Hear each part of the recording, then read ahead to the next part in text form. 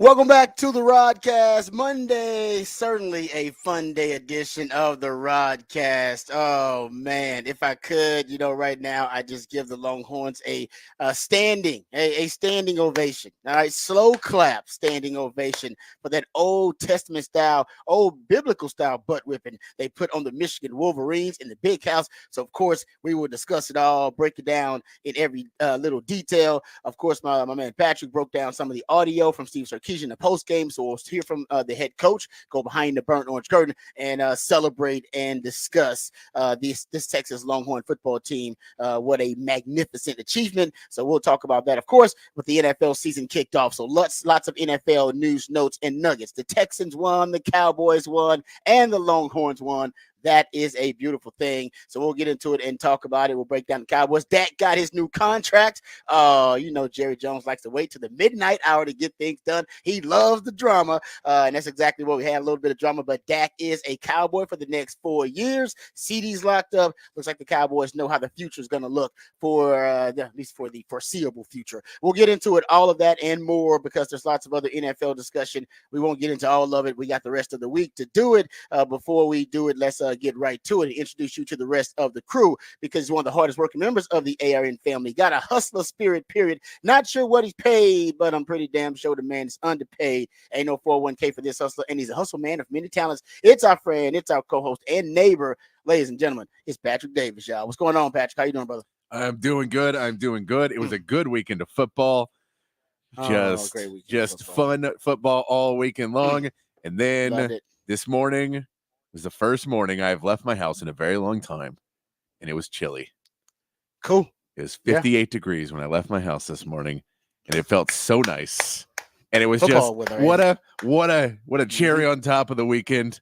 Had a great time of the weekend. Saw some friends, had a good old time, and then of course Texas starting off the weekend, just putting everybody in a good mood for the rest of the weekend. And then the Texans get their win over the Colts. The Texans have a running game now. Who knew that was coming? That they could run the ball. That was a surprise. Yes, the one thing you said you wanted to see. You was like, I got to see a running game. See a running game, and man, Joe Mixon brought it. Joe Mixon. Grown man out there.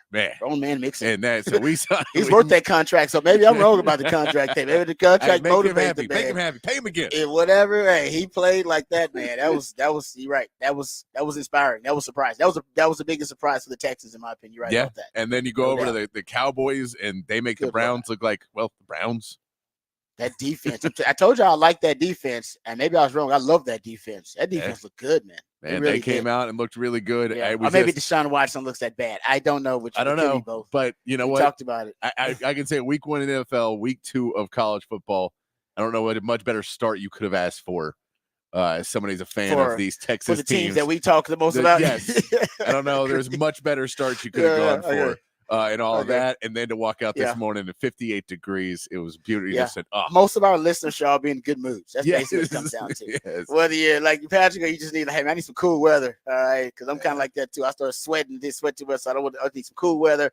Cowboys fans should be in a good mood. Dak got his contract, and the defense played well. Texans fans should be in a good mood because the way the Texans played, pulling it out, by the way, because that was a dramatic win. But we'll talk about why that's the case, because they outplayed the Colts, but we'll talk about why it ended up being a close game. And of course the Longhorns, and that's why they're number 2 now in the polls, because they look like they're on a crash course with Georgia. And then I just want to say that right now. And then if you dislike the Aggies, 1 and 2. If you dislike the Aggies, they won, but Notre Dame lost, and that's hilarious. How the hell did that happen? Wow. Northern Illinois. When they be like, well, at least we lost to a good team. What? Northern Illinois? Oh. Northern Illinois. I ain't hating on Northern Illinois. I got to do some research, so I'm not gonna hate on Northern Illinois like that. Got to do some research. Don't know what they bring to the table. I'm gonna assume. I'm just gonna go out on a limb. That was shocking. I'm gonna go on a limb. Northern Illinois pays less for their team than the Aggies do. Yeah. I'm just gonna go on a limb on that one. I believe Notre Dame paid them like $1.4 million to come there and kick their butt and then leave. So yeah, you get paid good. That's a good day. You get paid $1 million, almost $1.5 million to go to somebody's house, kick their butt, get you some national headlines and attention and some free media, and then probably get you a contract extension. You come back like, hey man, we're gonna sign you to a longer deal, just so you know. Oh, you probably had a bonus in there from beating the a top ranked team. I'm sure there was some bonus in his contract about beating the top ranked team. They put it in there too. Like, well, you're never going to do it, so you're never going to. You know what? We'll make it $100,000 if you beat Notre Dame on the road. Yeah, we'll give you. I'll tell you what, $200,000 if it's a top 5 team. What are you going to do? Just start upping the ante. Just like they're at home right now, like they're the only ones upset about the win. They're like, damn it, why do we do that? Why do we do it? Oh, all right, anyway. Hey man, I hope that check cleared for Northern Illinois before the game. I agree. Notre Dame's going to stop payment. Oh man, can't believe it. Yeah, no, that's what I'm saying. We'll try to get to all of it, but obviously we'll focus most of our attention. Texans, Cowboys. Yes, because it's a lot. We got the rest of the week to dive into the rest of the news. We do. That's an interesting story too. Let me introduce you, my co-host. He's a proud alumni of DBU. He's got more papers than Dunder Mifflin and watches more film than Siskel and Ebert. He is the new Rod Father of Austin Sports Radio, Mr. Rod Babers. Thank you for the intro, brother. I appreciate it. And to me, the thing that stood out the most in the game, there's a lot of things, but I think the number one factor for me was Quinn. And I talked about how, Quinn can make himself a whole lot of money in this game because a lot of NFL scouts were watching. And there are a couple of things in particular, right, that they wanted to see from Quinn. They wanted to see how Quinn handled pressure. And because, guess analytically, you go look back at it. I talked about it, that he hadn't handled pressure relatively well. His pressure to sack numbers were really high. And his sack to pressure rate was relatively high, talking about 25%. If you look at the Pro Football Focus numbers, even the 2 weeks ago versus Colorado State, even though based on Pro Football Focus, they only got 3 pressures, they did get a sack. So 30+% pressure to sack numbers, and they want to see, hey man, how is he going to handle the pressure, literally and figuratively, on the road versus Michigan, but then up against a Wink Martindale defense that wants to, they want to bring exotic pressure looks. He's one of the blitz happiest, if not the blitz happiest defensive coordinator at the college or the pro level, and they brought the pressure just like I thought, just like we all knew. And I have not seen Quinn handle pressure that well his entire career. It really was a thing of beauty. It was extraordinary. I don't think he made a bad decision when they pressured him. Even if sometimes it was just throwing it away. Yeah. He did. He had like 2 or 3. Just you know what? I'm just throwing it away. It's just nothing's there. I'm not going to force it. But I think where you make the most money is when he stepped up in the pocket a few times under pressure and was able to extend the play and still deliver the football to second, third, fourth, targets in the progression. And we talked about that's what he's got. And it's what he's been working on, by the way. He said, I got to work on stepping up in the pocket versus pressure. When the pressure collapses, there's a natural deterioration of the pocket, and you got to be able to maneuver your way through it. And guys, I don't think he made a bad decision under pressure. Like I said, even in Colorado, he was pressured 3 times. 1 was a sack, 1 was a pick. And it's like, well, so now that's 2 out of 3 is not a good ratio for a quarterback. If you're pressured 3 times and then 2 out of those 3 times there's a bad play that happens, even if it's only 3 times. And I said they were going to pressure him at least 12. I think there was 11 was the number at Pro Football Focus. I said it'll be at least 12. Yeah. Just because it's Wink Martindale. He'll figure out a way to get to him. And I said in those 12 plays, when he's pressured, what he does, all right, in terms of how he handles it and how he processes things and how he's able to create time and space in the pocket will determine the game for Texas. And one of them, there's a bunch of them we can talk to. But the Gunnar Helm touchdown is probably one of the best examples of it. And by the way, shout out to Gunnar Helm. We'll get to that too. But Quinn won the day because Quinn, as I've talked about, he showed me the capability and put the cape on in a critical moment on critical downs against NFL caliber players, which Michigan will have 4 or 5 drafted from that defense. They got some really good players. The NFL caliber defensive coordinator on the other side, NFL scouts watching, big environment on the road. All right, on the road, that helps too. All right, because there's a more and more mounting adversity against you as a quarterback, and yet you rise to the occasion in those big moments and show me the capability and put the cape on. That's what you got to see, and for him to be able to do things that you just simply cannot coach. He showed a lot of second reaction ability. He showed the ability to throw the football on the move in this game. He threw the football on the move a lot because he was trying to avoid some of the pressure and find him some openings and create some space, create some bigger windows. And that's exactly what he did. So the biggest story for me was that I saw what Bill Walsh calls the athletic instincts, an instinctive, spontaneous, natural response to situations that develop in games that will determine the outcome 10 to 15% of the time. He said there's about 10 to 15% of the game. I just need a quarterback's athletic instincts to save me and save the team and save the play from being a negative play. And how often did we see Quinn just make the right decision with the football under pressure? Just sometimes it wasn't spectacular. It was just like Patrick's like, I just got to throw it away. There's nothing there. No, I mean, remember when they had the miscommunication where which they did twice with the wrong way running back. No, it happened like twice. It happened twice, and the first one I think he just kind of went forward and down, and the second one he took a knee, and that's when we saw what you want to see when the offensive line came back and protected their quarterback. Yeah. And you want to see that. You want to see that team. There was fight just for no their panic. Guy. There was no panic in his game. There was no panic, guys. It was only poise. There was not a moment where, and usually that's when you get it under pressure. There's no panic. He gets rattled, makes a crazy decision. The game was moving at a snail's pace for him. For everybody else, the game was moving pretty fast. Well, maybe for Michigan it was, but for him, you can tell the game had slowed down to a crawl, and he was like Neo in the Matrix. He showed me the athletic instincts, and he showed me that he can deliver under pressure.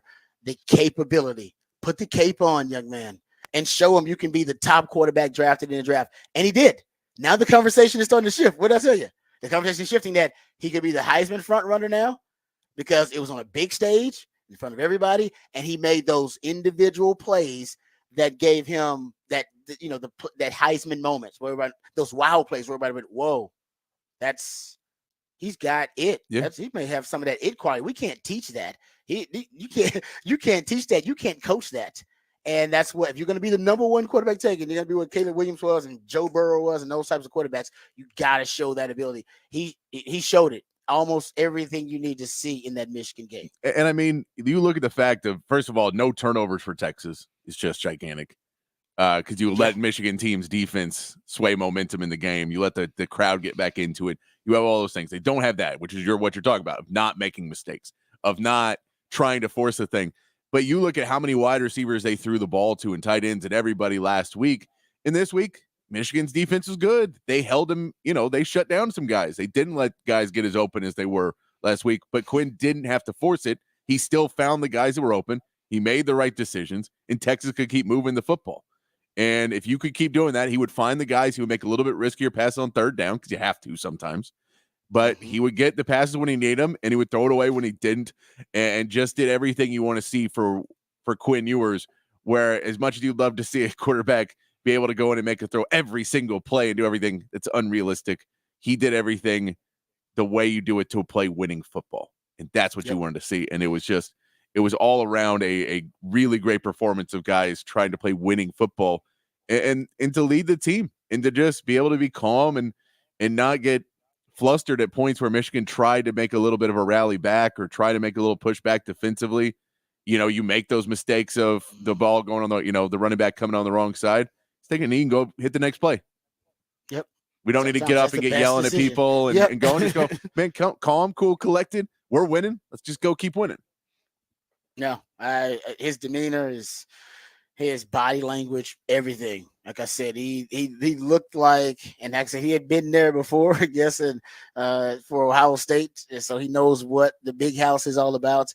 But that was impressive. I don't know if I've seen Quinn look more impressive, considering the circumstances and the environment. I don't. And people will talk about how down Michigan is. Michigan is down. Michigan's got some issues.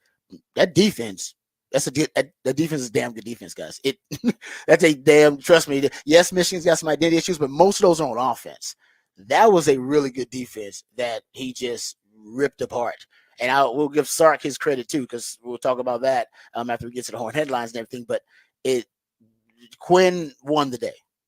Yeah. Nobody, I think, increased their stock more than Quinn. I think right now I haven't looked at the Heisman odds. I imagine he's a Heisman front runner on the latest odds.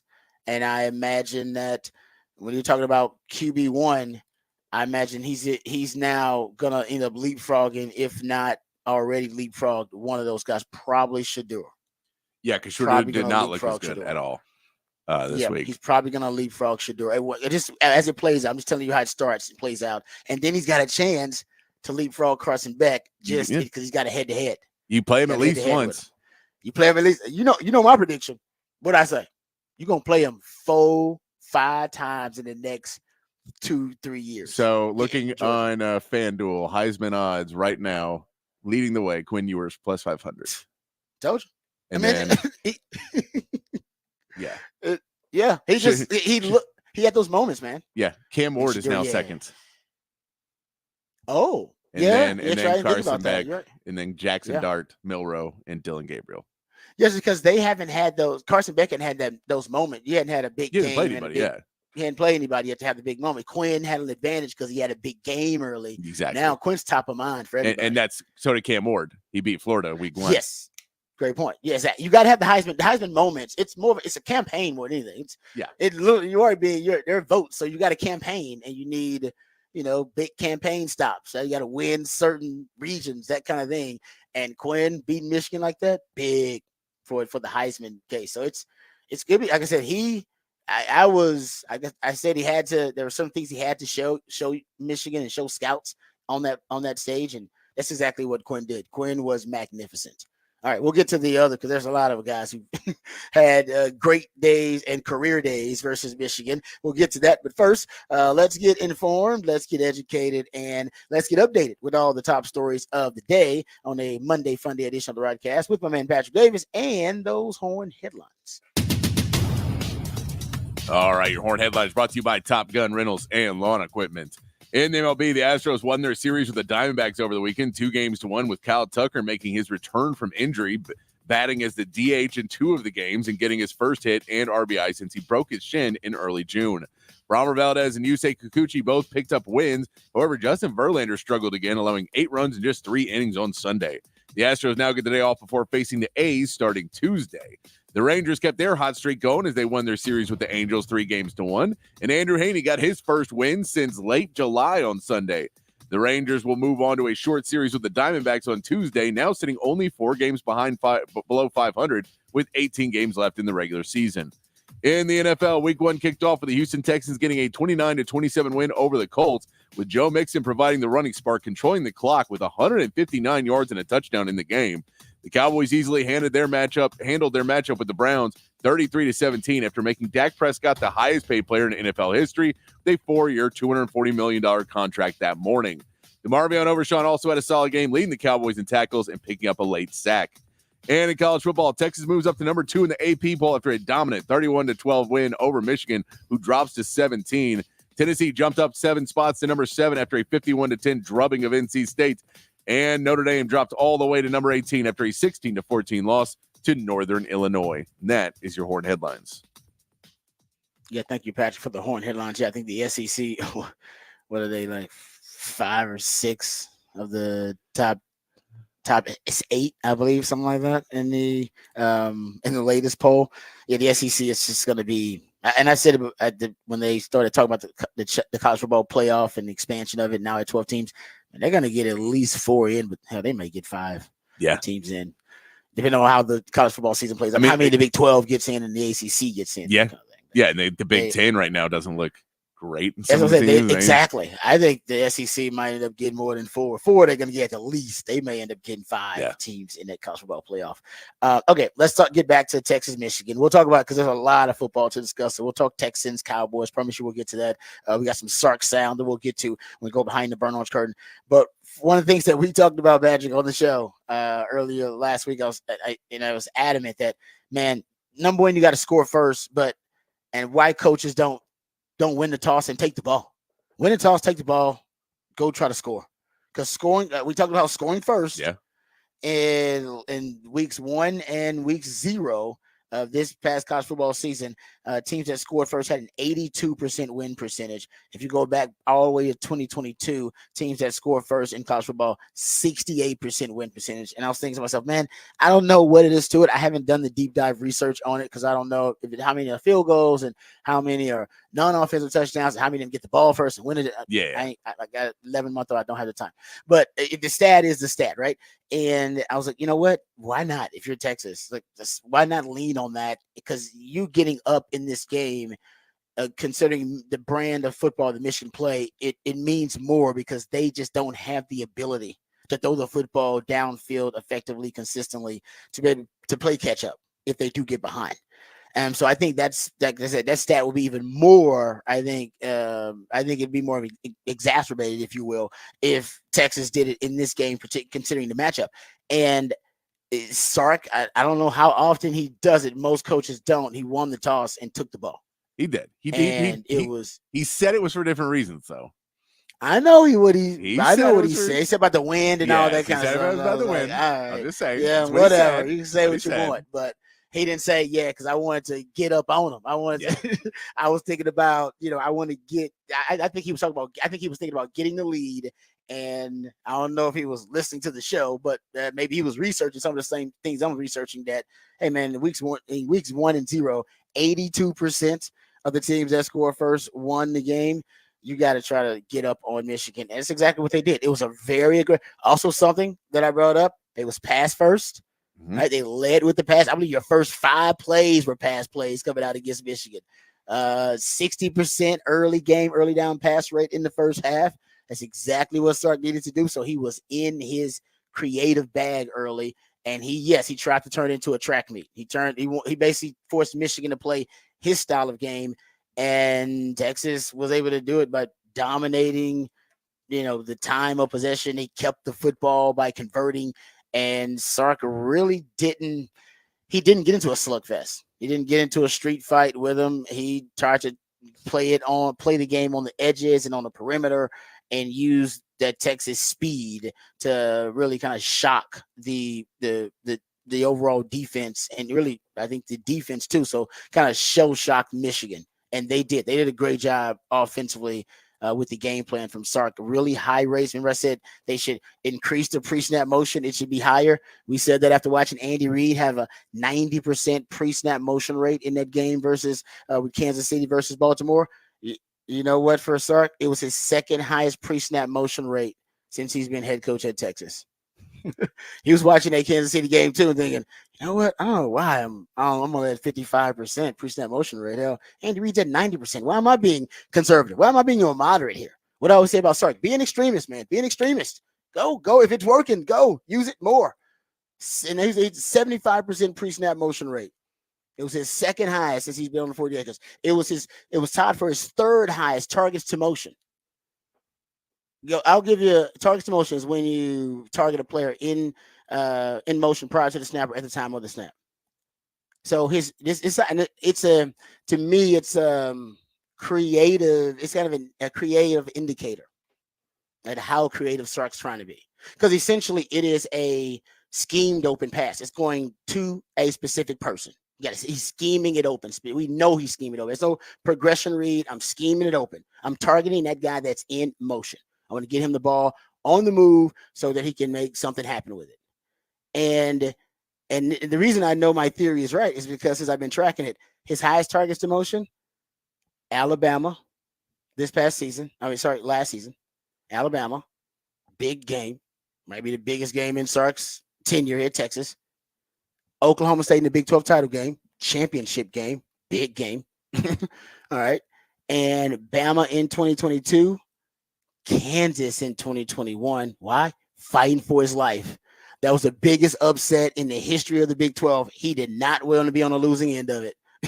So he was like, man, I'm pulling everything I got out. Let's do it. Let's do it. Hey, remember this play? He's pulling out everything. And it ended up being a shootout down to the wire in overtime. And then the Michigan game. He was in his creative bag, up the pre-snap, and the pre-snap motion is kind of it's a conceptual signature for Sark. Consider it a vital sign. It's a vital sign of the offense, and it's like a heart rate, man. And when it's a big game, heart rate increases. it's pumping.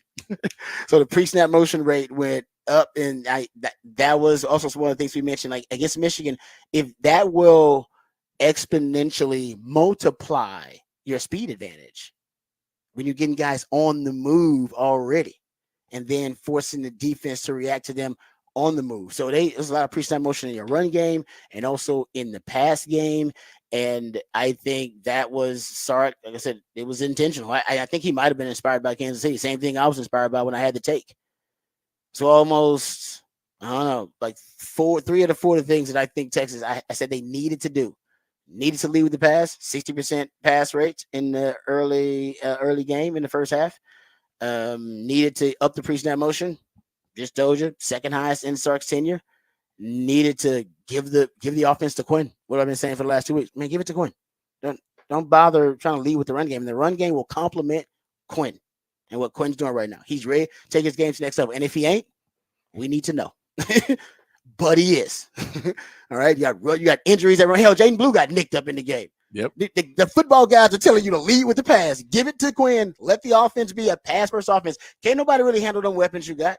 And you ain't even introduced all of them. Who the hell knew Gunnar Helm was going to turn out to have the career day he did? No. Why? Because Michigan's like, man, we got to guard all the other dudes. We can't worry about Gunnar Helm. Boom. Now you got to worry about Gunnar Helm to add him to the list. No. And then you get passing game is the strength. And then you get to put Ryan Wingo in just the same Xavier Worthy play that the Kansas City ran on Thursday. It really was. It was the same. Yep, the other way, but it was the same play. And it was essentially the same play. At 55 yards, just goes down, and you just go, no, we have a freakish talent that is going to be here. So all we have to do, we don't have to worry about much, is hand the ball and let him go do what he does.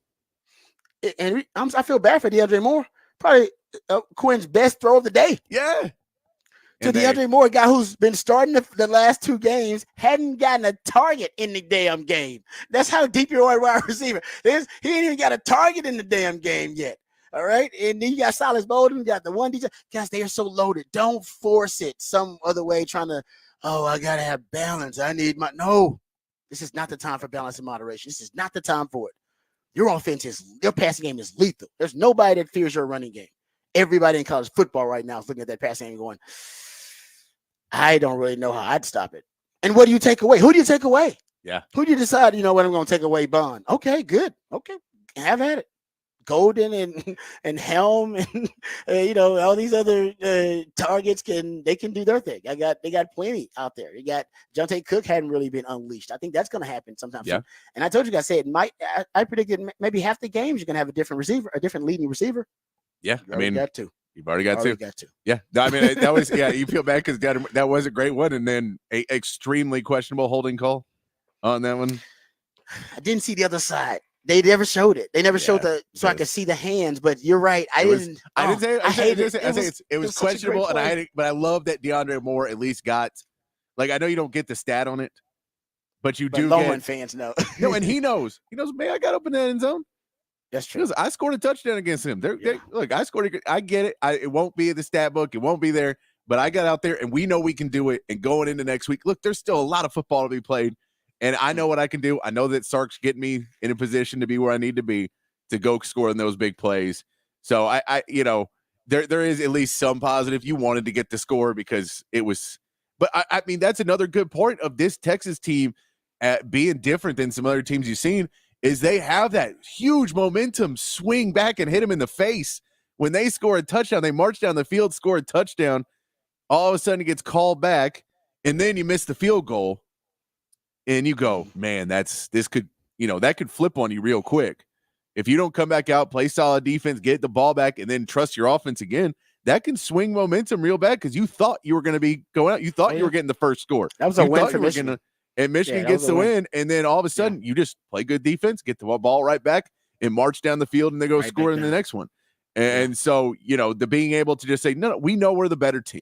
We know what we're going to be able to do. We're able to move the ball and not freak out about it. Whereas you watch Michigan, that drive to get a field goal in the first half, that was their entire offensive playbook. It was hard. They threw a 20-yard flea flicker in there. By the way, I'm not gonna say who called that they'd be trickery early, but I said they'd be trickery early. Yes. That's the only way they can move the ball. But that was it. And that drive had like 2 or 3 little gimmicky plays in it. Yeah, and you're because like, that's the only way they can move the ball. but then you're like, you can't keep doing them all game. Yeah, and you used them up for a field goal in the first half. Because I think they it set in early, like, because they couldn't stop them on the first drive. That was kind of luck with the holding call and all that kind of stuff, and then the missed field goal. So they were like, okay, guys, we need to try to get on the board early, and we got to hope our defense can adjust. Because if our defense doesn't adjust, they're about to eat us alive. And the defense never really got a. It was because of Quinn they couldn't adjust. I mean, the Texas running game actually, but the Texas running game did better than we thought because it was a compliment of the passing game. They were so fearful of the passing game. Guys, it's just the passing game will either way. And I'm glad Sark now, it seems like your early game pass rate should always be 60%. Early game. And think about what it was. There were short, quick passes. The first vertical pass was the double move to Bond.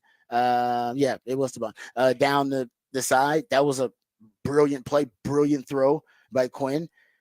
Sark's right now coaching and coordinating and play calling like one of the best coaches in college football. Like that was a brilliant game plan. It really was. And it was to get his quarterback confidence, quarterback in the rhythm. That's exactly what he did. And so I think for me that the fact that, Sark was able to go in there against that defense and really just figure out ways, troubleshooting different ways to get them to adjust to you. He never had to adjust to the defense.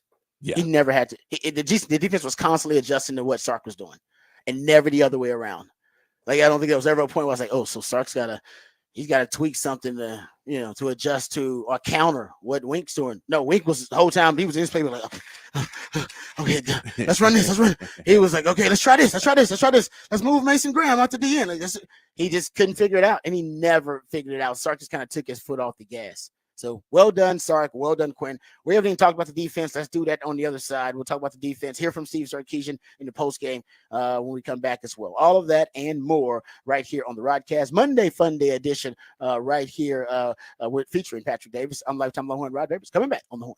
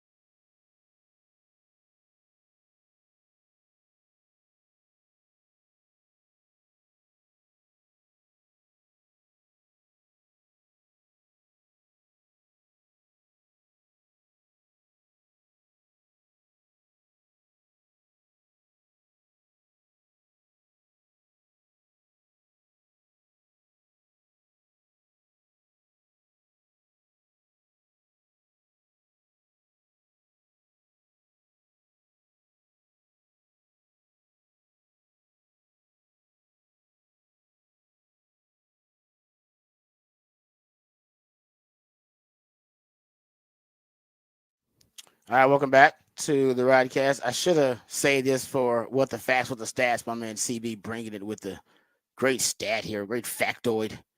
Said that Texas is masterful at ending college football blue blood long home winning streaks. Brings up Nebraska in 1998. That Nebraska had won, I believe at that point, a 26 game home winning streak that Texas ended. He brings up the 2002, by the way. So, hey, man, there you go. Had another one, had another home winning streak. Then Nebraska won a lot back then. Trust me. That's back in Rod B's day.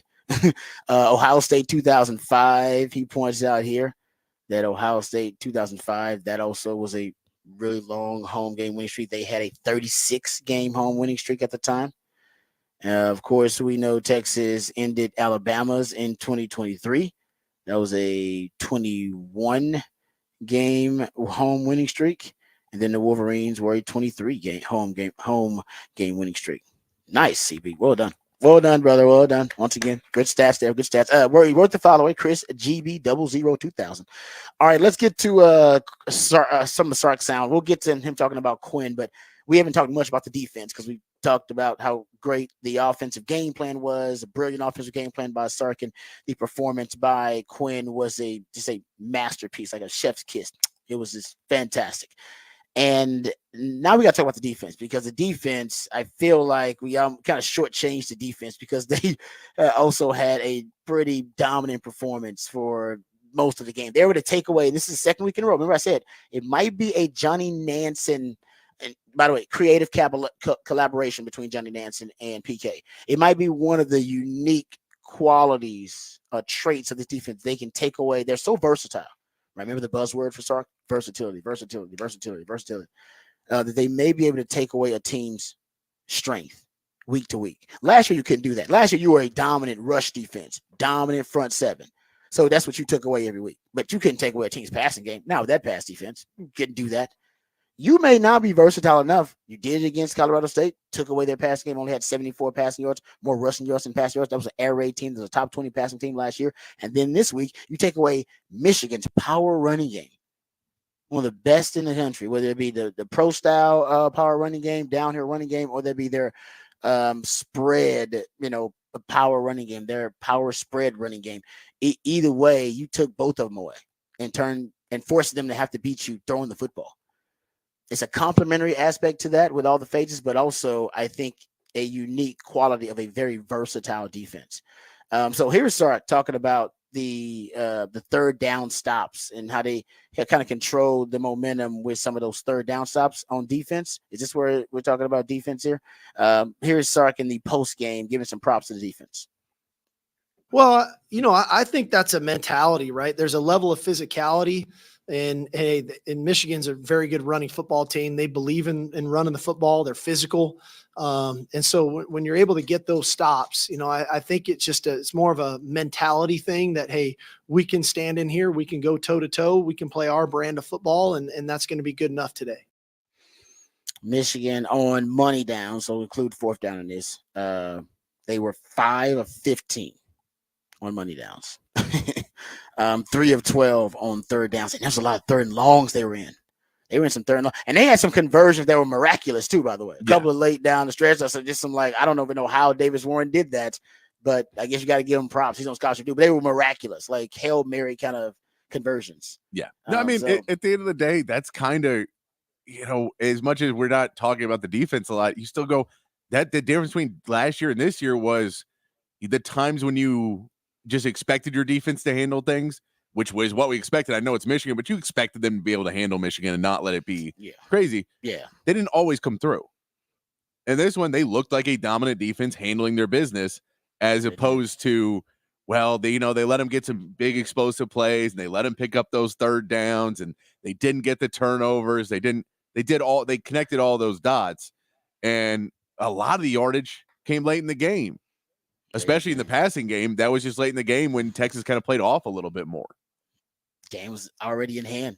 They pretty much. To hold Michigan to 3.7 yards per rush. Yeah. I got to go back and see the last time Michigan was held to. I know it's a different Michigan offense, but like I said, I got to go back and look and see when's the last time Colorado State as an air raid team had more rushing yards than passing yards. Probably hadn't as an air raid team, probably hadn't been the case ever, really. And then the last time Michigan was held to a power running team like that, held to less than 4 yards per rush when that's their identity. Yeah, it may be Texas able to take away your identity. It may be that Iowa game last year because I had looked up earlier last week when they had under 100 yards rushing, and it happened, I believe, once or twice last year, and I think it was Iowa that played a really good defense. Iowa's defense is legit. Yeah, so it may have been that one, but I don't know what the average yards per carry on that one were either. No, you're probably right about that. I can say I haven't looked at it, but it doesn't happen a lot. And Texas, like I said, 2 weeks in a row, I think that's what they've done successfully, take away a team's identity. Yeah. And it starts with the secondary. The versatility in the secondary is where it starts. And by the way, something I said that Texas was doing that I liked, and I didn't think it would take effect this quickly. The ball hawks they put in the secondary, man, I told you guys they got havoc-minded players back there now who think ball. Remember I told you they were trying to coach that into guys. You can't coach ball hawks. You can't coach havoc-minded players. It's already programmed in them. You got to just go find those guys. You got to recruit things you can't coach. Speed, guy being ball-minded. I was a good player. I didn't think ball. The player took me to the football. So you had to bring in those types of players. And they've done that in the secondary, and it's starting to, take effect with Makuba. Derek Williams is a guy we talked about. That's a ball hawk. Some of the other guys they've gotten there, Malik Muhammad, in the way that he attacks the football. He calls the PBU that ended up being a deflected pass that Makuba ended up getting the interception for. They have a lot of guys who think ball first. And I think you're starting to see that already. They have, the takeaways. I saw the Excalibur and the sword. So, I was laughing at that one. The first turnover they have, player leaves the ball in the field, and they start running off. And all of a sudden, the team's like, get the ball. We need the ball for the sword. They have to run back out there and grab the ball. I need to know exactly because I still don't know exactly there's no way that sword is sharp enough to actually flatten the football. That's not safe. I never see the beginning of it. You only see the end of it. It's already down on there. Yeah. And by the way, when the footballs are the other team's balls. They have Michigan on them. When they have the football, it's their ball. You know what I mean? That's why, it does have, it has a Longhorn symbol on the Texas footballs. So when somebody intercepts it, can you just take their ball? I don't know. You just take it. You just take the in college, in NFL, it's like, no, I'll take it. Because in NFL, you got to pay for them. In NFL, they literally will take it out of your check. Yeah. They'll be like, oh yeah, enjoy that because it's coming right out of your check. It just takes out of your check. Even for other dudes who got a little pick and a little fumble recovery, they want to keep it. Go ahead. The NFL tracks it. They don't miss it. Them billionaires do not miss it. They're like, well, you paying for your balls? In college, I don't know how that works. You just can't get ball. So I really want somebody to do a deep dive on Excalibur. And so anyway, but the secondary is the one getting all the takeaways, right? They got 3 of them in this game. Got 2 of them last game. They started out nice. So here is start talking about that secondary, but not only the takeaways, man, they're coming downhill and filling the alley, bringing physicality. Here's start giving some props to that group. Yeah, I thought defensively there was a level of physicality that we played with today, and a lot of that, a lot of times we think of that starting up at the line of scrimmage, and that's true. But I think our safeties are tackling really well right now, and that comes with confidence and belief. And it's not one guy. You saw Taft today tackle. You saw Makuba. You saw Jelani. You saw Derek Williams. Those guys are tackling well. They're communicating well. And then what I like about our back end is it's really versatile. A lot of guys can do different things. And it starts with Jade just because of his versatility. But all those safeties can cover. We actually played Jelani some at nickel today as well. So we did some different things because of the versatility that those guys provide in the back end. Oh, there you go. Versatility. Yeah, we should have, what's that? Remember Pee-wee's Playhouse? They would have the word of the day or whatever. We've been doing it all the time. Yeah. I feel like we should do that. No, but but you can tell he has harped on that, but he's emphasized it too. I'm seeing it come to fruition on the field. So he wants his schemes versatile. That's Johnny Nansen. And by the way, that they were very versatile. You see the 3 defensive tackle package they broke out to start the game in base. They put 3 D tackles out there, combinations of Broughton, Collins, and Lole, or Norton, Lole and Broughton. They had different combinations, just a 3D tackle group. They were just, so he figured, you don't play power football. We can match you with mass. We'll just put mass out here. And they played 3-4. I saw 4-3. I saw 4-2-5. I saw 3-3-5. I saw remember we talked about the penny? I said they was going to win the penny in the bear front. They ran the penny in the bear front. He broke it out, something that he had used there in Arizona. They're just so versatile schematically, and that's because they're versatile personnel-wise and their skill sets. Everybody's playing multiple shades up front, guys. Baron Sorrell's bumping inside some. Ethan Burke is playing multiple shades. All those D tackles now are playing multiple shades. That's part of what they did there. So there's not really one guy specialized on the D line like, this is what I do. They got Colin Simmons playing Sam sometimes and on the edge. They got Anthony Hill playing middle linebacker and off-ball linebacker, and then moving sometimes on the edge because he's great as a pass rusher. Jadae Barron's moving around. I saw Jelena McDonald at nickel, so he plays nickel now and safety. They got Makubu can play any of those positions. They're extreme. It's only a couple of guys that are specialized, I think mostly at corner in his defense, that don't do more than one thing. And I'm telling you, it's making this, it helps with the scheme, offering you solutions to problems.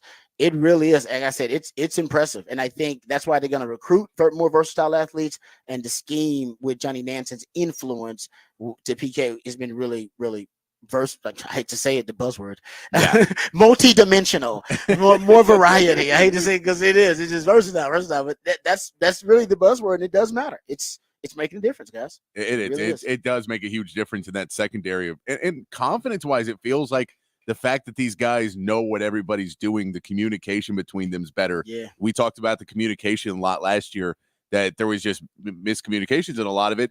And I think the fact that everybody kind of knows what everybody else's job is now, too, makes it easier to communicate some of those things, as opposed to having a DB who has no idea what the safety's really supposed to be doing. They just assume you're supposed to be over there. You go, no, I know in practice you're over there, but I don't really. They can think, Johnny Barron can go, I know exactly what you're supposed to do because I do it too. Yeah. No, that's a great point. I agree with you though. I totally agree with you. There's they're more hive-minded as a group. So they know, I agree with you. They know each other's responsibilities. I'm really impressed with that group overall. I mean, Derek Williams started the game. Then Makuba had a career day as well. And if you go look at, I'll get to this and then we'll get to the break. If you look at the highest graded players by Pro Football Focus on the defense over the first 2 weeks, Jadae Barron, then Colin Simmons, then Vernon Broughton, then Derek Williams, Malik Muhammad, and Michael Taft. May have put Michael Taft down in the box as a linebacker sometimes. But yeah, Colin Simmons, guys, he's a monster. Dude's gonna be, he's just gonna be out there wreaking havoc, man. Especially in that NASCAR dime package, which, by the way, they also use. It's now their go-to third down package, guys. When they get a team in third down, they will go with the NASCAR dime. I thought it was something that may have been specific to Colorado State, but I think it's going to be a go-to package for them on third down. Yeah, it's fun. It's fun to see the freshmen, even in big games, coming through and contributing in that. And with Colin Simmons, we see what he can do, and that he's going to be really, really good. And then Ryan Wingo gets that big play. We see Jared Gibson come in when Blue goes down and keep running the ball. And I mean, it wasn't like the run game for Texas ever really was dominant, but it got you enough of what you needed to do against a really, really good front. You knew you weren't going to be. We said we weren't going to be running for over 4 yards of carry because we don't have the running backs, and they have one of the best defensive lines in the country. So you knew you weren't going to be doing a ton, but did not turn the ball over. To consistently do what he needed to be able to do. Jared Gibson did really good for a freshman that people are, a lot more worried about the depth of the running back room. To be able to trust a guy like that right now feels really good. I agree with you. I'm with you. He looked like he ran tough. Yeah, he just ran tough against a Michigan squad. So many different things, obviously, to reflect on, positive things to reflect on for Texas. So we'll get to them. Raj rant. We'll just make that Sark audio. We'll get to some of that Sark audio we didn't get to. So that'll be part of Raj rant. But we'll also get to NFL on the other side in the 7 o'clock. But when we come back, we'll have the topic for the Big Fat Poll today and your musically themed day of the week right here on the Rodcast featuring Patrick Davis on my time on the horn. Rod Davis coming back on the horn.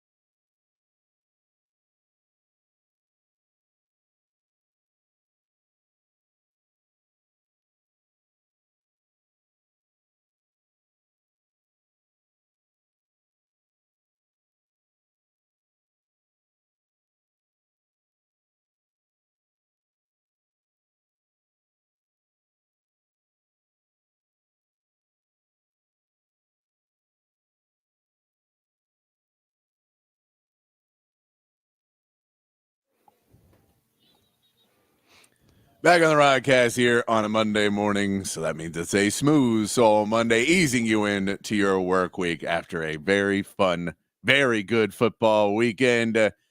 Giving you a little smooth soul Monday, trying to be a little upbeat on our smooth soul Monday.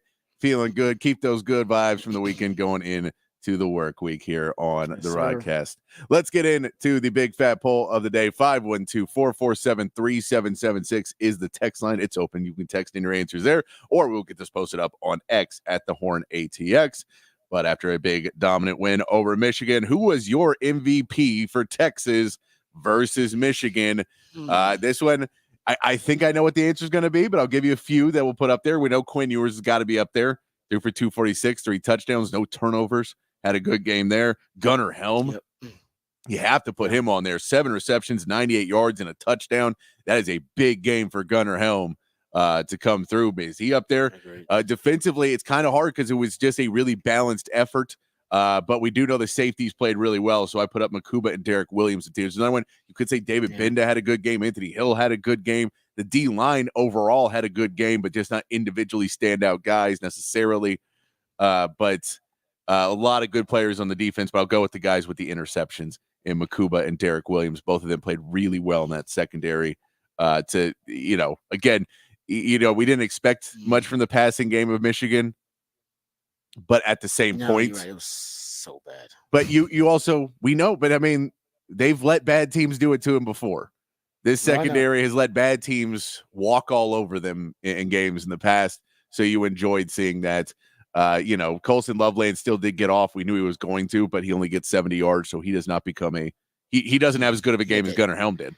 He had that terrible play where he just fumbled without any contact, nobody hitting him or anything. He just fumbled the football. No, Gunnar Helm was the best tight end in that game, and that was the irony of it. You're right. Honestly, right now, Quinn is going to win this, but I think Gunnar Helm actually is the MVP of it because I don't know if Quinn has the game he does without Gunnar Helm going off. Yeah. I mean, constantly being in the right place, constantly catching the balls, which we know tight ends is not a given. He created separation. He got yak yards. Yes. I mean, he got yards after the catch. No, I know Quinn's going to win it, and Quinn should. But I'm telling you, man, Gunnar Helm had a hell of a day. That was his best game he's ever had on that stage. Think about that. I mean, what a time to have your best game ever. Career highs in receptions and yards, 45 yak yards of his 98 yards and a touchdown.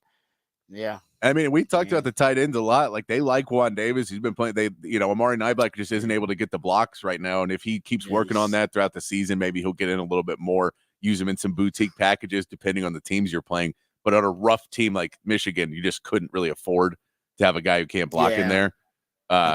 So I think I think there'll be games where he does play more. The next couple of games, actually. Yeah, probably. But Gunnar Helm in those situations, we talked a lot before the season. We said, if Gunnar Helm can get separation, then he's the guy. He's doing it. And right now, he's getting separation. So we know he can block. We know he's got good hands. The question was, can he get separation? And he's getting it right now. So if he's able to continue to do that throughout the season, then, he's going to make changes to people's opinions about him for sure. Let's put it that way. No, he's going to show he's an NFL tight end. I mean, he's leading the SEC tight ends right now in receiving yards, catch rate, explosive plays. He's got 4 of them already, and yak yards, and pass blocking grade by Pro Football Focus. He is really a weapon. I think he's one of Quinn's favorite targets right now. I think Quinn likes to go to him in kind of stressful situations. I mean, to have those, money down, got to have it down. Yeah. And to have somebody like that on the team when you're clearly you have all these amazing wide receivers that every defense is going to have to focus and try and shut down all of these guys, and then you throw in a tight end. Dude, I'm with you. He's like, come on, man. That's the defense I love as a whole, but that's not one player you can really pick out that made. No, I just had a great game. I also know that we looked up for one of the big fat polls earlier this year about who was going to lead the team in interceptions, and that Makuba and Derek Williams are not really ball hawk interception guys. So to have them both get one feels good because Makuba just didn't really get them last year at Clemson. He hasn't really gotten many in his career at Clemson. Derek Williams was not that guy either, but both of them come through, make a lot of tackles, play really good defense throughout the game. That secondary, I just want to show some love to the secondary because you got 4 different players with picks already. Yeah, that's crazy. Jade Barron's got a pick, right? And Jade Barron's also got no recovered fumble too. So he does have fumble. Who's that? Wardell Mack? Who's got that pick? I believe in. Yeah, it was Mack, the other right? pick, the beautiful pick in the back end zone. And then you got Makuba, and then you got Derek Williams. I mean, that's 4 different guys got picks already. Yeah, week 2. That's pretty damn good. Hey, got some more fodder for Tex Gallagher there. Right. Tex Gallagher getting some love. I'm gonna vote right now, man. I don't know. It's hard for me now. I'm split. Because Quinn was amazing, but Gunnar Helm, come on. I don't know if that's a tighter game with Gunnar Helm. It's just having I'll be curious average day. I'll be curious to see what they say on the poll. We'll see if Quinn Ewers keeps winning these all season long, which is not a bad thing. If Quinn Ewers keeps winning MVP week after week. Right now, he's the Heisman front runner. He's got the best odds to win the Heisman. I'll say next week. I'm hoping he doesn't play that much next week. I'm hoping that team. Yeah, this is supposed to be an Arch week, right? It's supposed to be UTSA got murdered by Texas State. And I know people like Texas State. People are high on Texas State right now, but you're not supposed to get murdered by them. Yeah, not like that. Now you just that was a bludgeoning, man. When I look at the scores, I go, "Ooh, no, whoa." Yeah, I was like, "Oh, I thought they were friends." Does Frank Harris got another year of eligibility? Get it back. Yeah. I thought GJ Kinney liked Jeff Traylor. That's not nice. That's whoa. Because I think they're actually close. Like they're like really close. Jeff Traylor really should have taken another job there a couple of years ago, shouldn't he? He should have left when Frank Harris left. I don't know why he should have saw that coming. Usually coaches know when to get out. He should have got out. While the kid was good. Yeah. Don't worry. I mean, Jeff Traylor's a hell of a coach, but right now, it's not looking good. Okay. Good stuff for the top for the big fat poll of the day. Who's your MVP for the Longhorns after their fantastic win versus the Michigan Wolverines on the road? Yeah. It's Quinn or Gunnar Helm. It's between those two. That's their choice, I think. And right now, like I said, I'm a fight for Gunnar Helm. I think he should get some love here, man. Career highs and everything, basically for him. All right, we'll come back. We'll get into more of Texas' big win over Michigan. We'll go do that when we get into Rod's round today. But we got to talk NFL, Texans and Cowboys, both with big wins to start the season. We'll dissect them both. And Dak gets his new contract. He's definitely showing some big Dak energy now. We'll talk about that on the other side, right here on the Rodcast, featuring Patrick Davis. I'm Lifetime Longhorn Rod Babers coming back on the horn.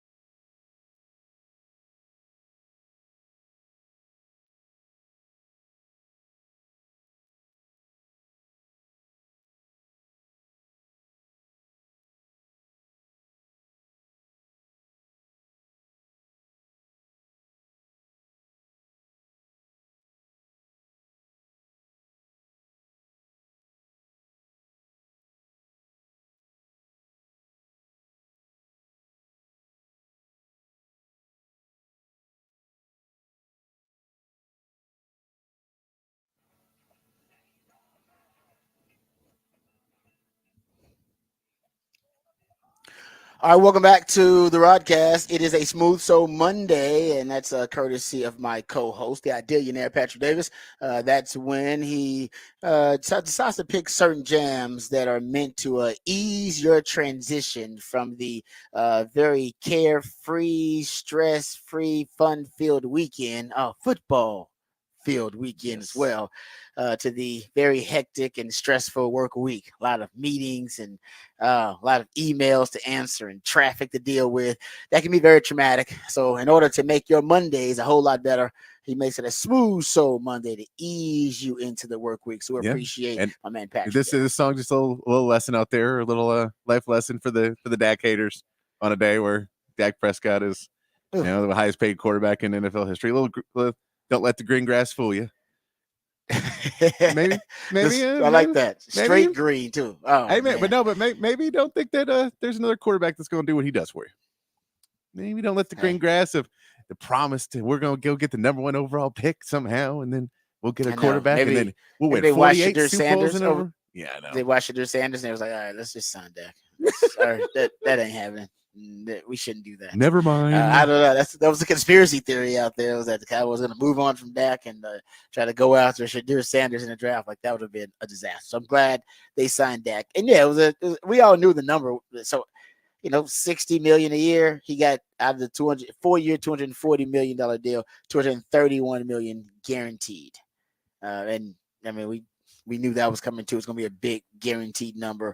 But yeah, $60 million a year. That was a number that everybody kept floating out there. Some folks thought maybe it might go over that. I think it wouldn't have been over that if they went into the season. I think if they went into the season, Dak would be like, all right, that's a tax now. You want to go into the season with this?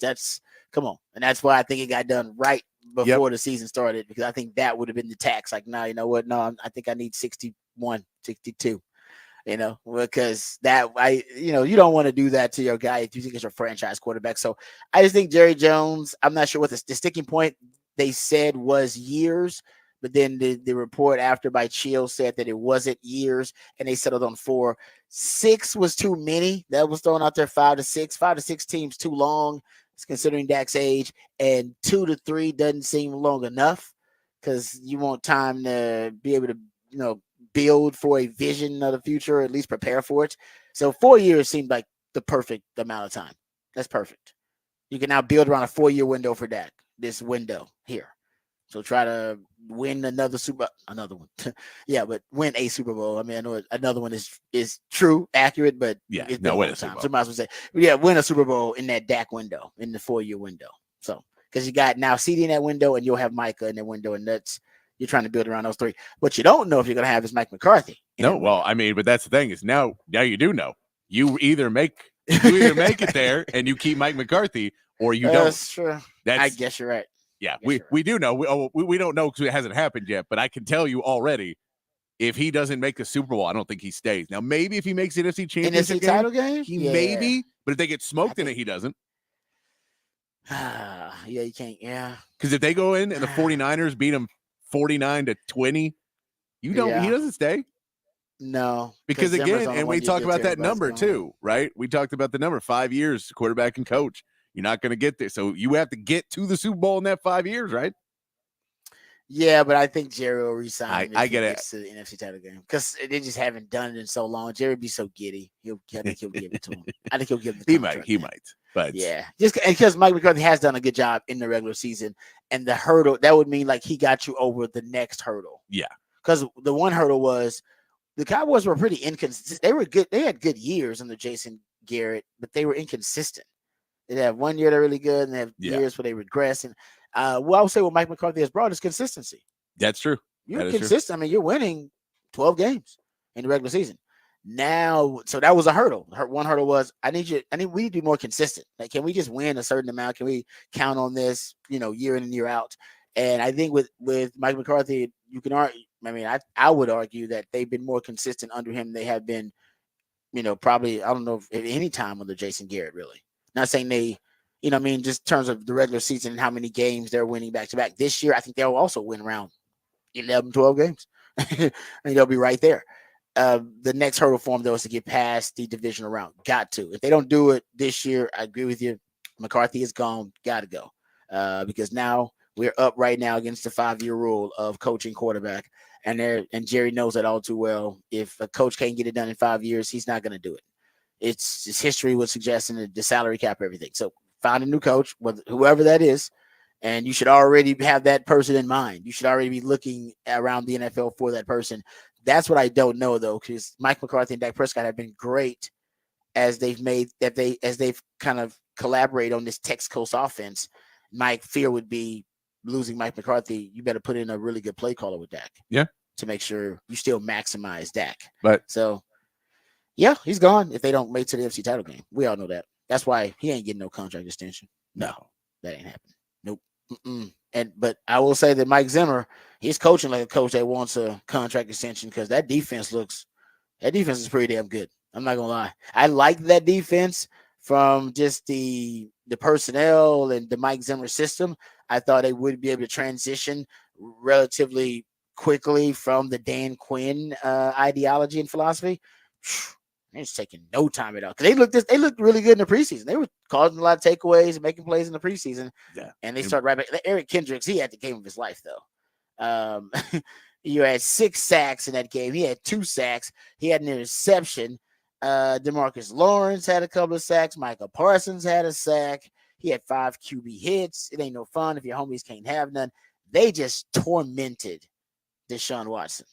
They really did. Deshaun Watson had arguably one of, if not his worst game as a pro. He was pressured 22 times. That was tied for the most pressures that he had to endure in his career in the game. Tied for the most. And he was 1 of 11 throwing the football when pressured. Oh, 1 that is not good. of 11. Oh, he was. Yeah, I'm saying we had a long discussion me and you about because we're Texans fan, you and I. We talked about Deshaun Watson's elite year in 2021. He looked and played like a top 5 quarterback, and how far removed he is now from that person and player, both, by the way. And that would he ever return to that? That's why the Browns made they invested thinking, all right, if he ever returns to that, we just got to build a decent team around him because if we do, he's going to help us be a Super Bowl contender. And I think in theory, it made a lot of sense. In practice, I don't know if he's ever going to get back to that player again. Deshaun Watson had 169 passing yards. His 169 passing yards tied for the 6th fewest in the Pro Football Reference database for a quarterback with at least 45 attempts. I mean, he was, as I pointed out, he was 1 of 11 when pressured. He was hit 17 times. Yeah, in that game. And it felt like it just feels like Deshaun Watson. He was one of those guys coming out of Clemson where you're like, well, he's not the most polished, but he is a guy that you feel you get a winner out of him, and a guy that could pull it out in clutch situations, a guy that could make that amazing play down the stretch, something to get you there. And then you just watch him now, and it feels like he's trying to be just a pocket passer, game manager, just trying to get back on his feet. Man. And that's not who he is. So it doesn't work because he's not playing to his strengths. And then to constantly be in trouble and then not just run the ball, Deshaun. Just get out and run. Just do something. Don't let them continue to pass rush you like this and going down and getting hits. I get you want to throw the ball downfield, but if you can at least make them have to back off a little bit because you start killing them with your legs, then it at least makes them have to change their defense. But if you keep going, they're going to keep doing it because it's working. Man. Yeah. No, it was, like I said, he did not show, at least there were flashes, I thought, previously in some of the games he played before. There was nothing flashing. Maybe the Cowboys defense, we just got to give them credit. Maybe I did, and that secondary looked really good. And this is still Deron Bland's still out right now, so you still don't have that Diggs and Bland, which everyone is really looking forward to seeing when those two get to play together in the field. There's a lot of positivity. It's 1 week, but it was a very good week against a Browns team that we know did a lot last year, made a playoff run last year. Playoffs, with like 5 different starting quarterbacks. That's not a terrible team. They were the number 1 pass defense in the NFL last year. But I just think, that Cowboys defense, 6 sacks, 2 takeaways. They got a special teams touchdown too from the Cowboys with Cavante Turpin scoring a punt return touchdown. But I think the pass rush to me, DeMarcus Lawrence and Michael Parsons are going to be they're going to be trouble for opposing offenses. How about this stat? Michael Parsons, he had 9 pressures and 1 sack according to Next Gen Stats. He had 9 pressures and 1 sack.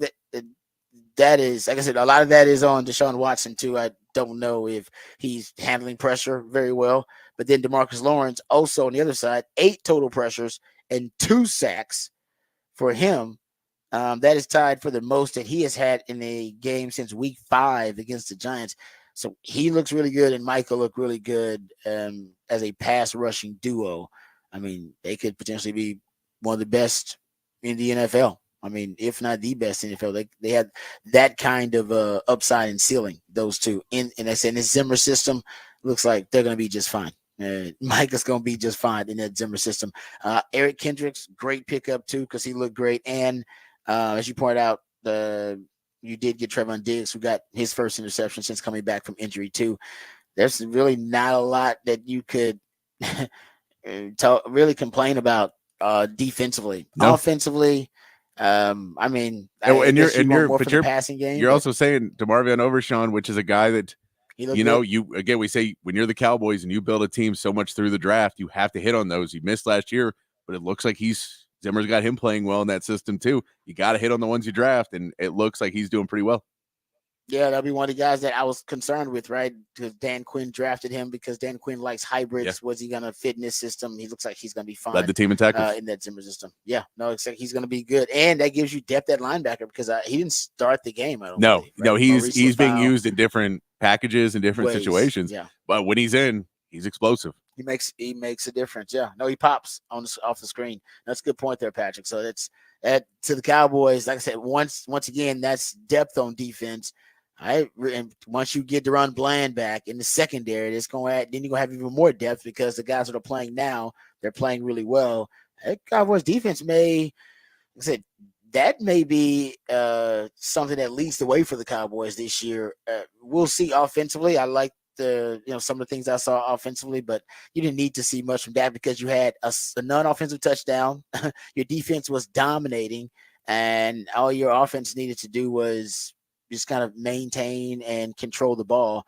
And Dak made the throws that he had to make. That touchdown was really, really impressive that he got off against the blitz and a miscommunication by the Browns defense. And once CeeDee Lamb gets his football legs, because he just kind of got back around the team, he's going to continue to be, I think, playing like one of the top 3 best receivers in the league. And that connection he has with Dak also, too. And I love what I saw from Brandon Aubrey. He looked good. That's special teams for the Cowboys. It's going to be a huge asset this year. He had a 57-yarder, a 50-yarder, 46-yarder, and a 40-yard field goal. And then he made a 66-yarder. That guy, but it was a delay of game. No, delay of game. Yeah, you're right. It was a delay of game, but he made that. Yeah. And they almost put him out for a 71-yarder, which would have been hilarious. But what was the one in preseason that he hit that didn't count because it was preseason? That was a ridiculous. The 66 would have tied Tucker for the longest in NFL history. No, that dude's he's got a freaking leg, man. Yeah, that's crazy. Yeah, that 71 would have been really funny though. I wanted to see it. Just come on. I think they were just like, we may get a touchdown scored on us by doing this, so we can't do it. Yeah, he's got. Yeah, man, that's some crazy accuracy from far away.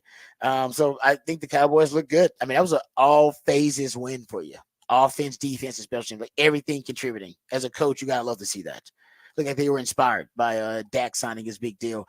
Texans, we'll get into them after we get to the Horn headlines here. We'll get some Texans and we'll get into Rod's round of the day. That'll essentially be us talking Texas, Michigan. We'll talk about the Longhorns' big win on the road. But first, let's get you updated. Let's get you educated and informed with all the top stories of the day with Patrick Davis and the Horn headlines. All right, your Horn headlines brought to you by Top Gun Rentals and Lawn Equipment. In the MLB, the Astros won their series with the Diamondbacks over the weekend, 2-1, with Kyle Tucker making his return from injury, batting as the DH in 2 of the games, and getting his first hit in RBI since he broke his shin in early June. Framber Valdez and Yusei Kikuchi both picked up wins. However, Justin Verlander struggled again, allowing 8 runs in just 3 innings on Sunday. The Astros now get the day off before facing the A's starting Tuesday. The Rangers kept their hot streak going as they won their series with the Angels 3-1 as Andrew Haney got his first win since late July on Sunday. The Rangers will move on to a short series with the Diamondbacks on Tuesday, now sitting only 4 games below 500 with 18 games left in the regular season. In the NFL, Week 1 kicked off with the Houston Texans getting a 29-27 win over the Colts, with Joe Mixon providing the running spark to control the clock with 159 yards and a touchdown in the game. The Cowboys easily handled their matchup with the Browns 33-17 after making Dak Prescott the highest paid player in NFL history with a 4-year, $240 million contract that morning. DeMarvion Overshawn also had a solid game, leading the Cowboys in tackles and picking up a late sack. And in college football, Texas moves up to number 2 in the AP poll after a dominant 31-12 win over Michigan, who drops to 17. Tennessee jumped up 7 spots to number 7 after a 51-10 drubbing of NC State. And Notre Dame dropped all the way to number 18 after a 16-14 loss to Northern Illinois. And that is your Horn Headlines. All right, thank you, Patrick, for the Horn Headlines. And one other nugget that I didn't mention when we were talking about the Cowboys and the Browns did have both of their starting tackles. Yeah, they were out in the game.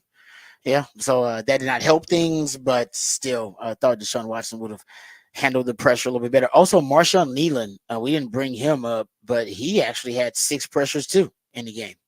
I mean, they had a lot of young guys, and Patrick brought up DeMarvion Overshawn that really showed us in the secondary, at linebacker, and on the defensive front for the Cowboys. So really good win, quality win for the Cowboys all the way around.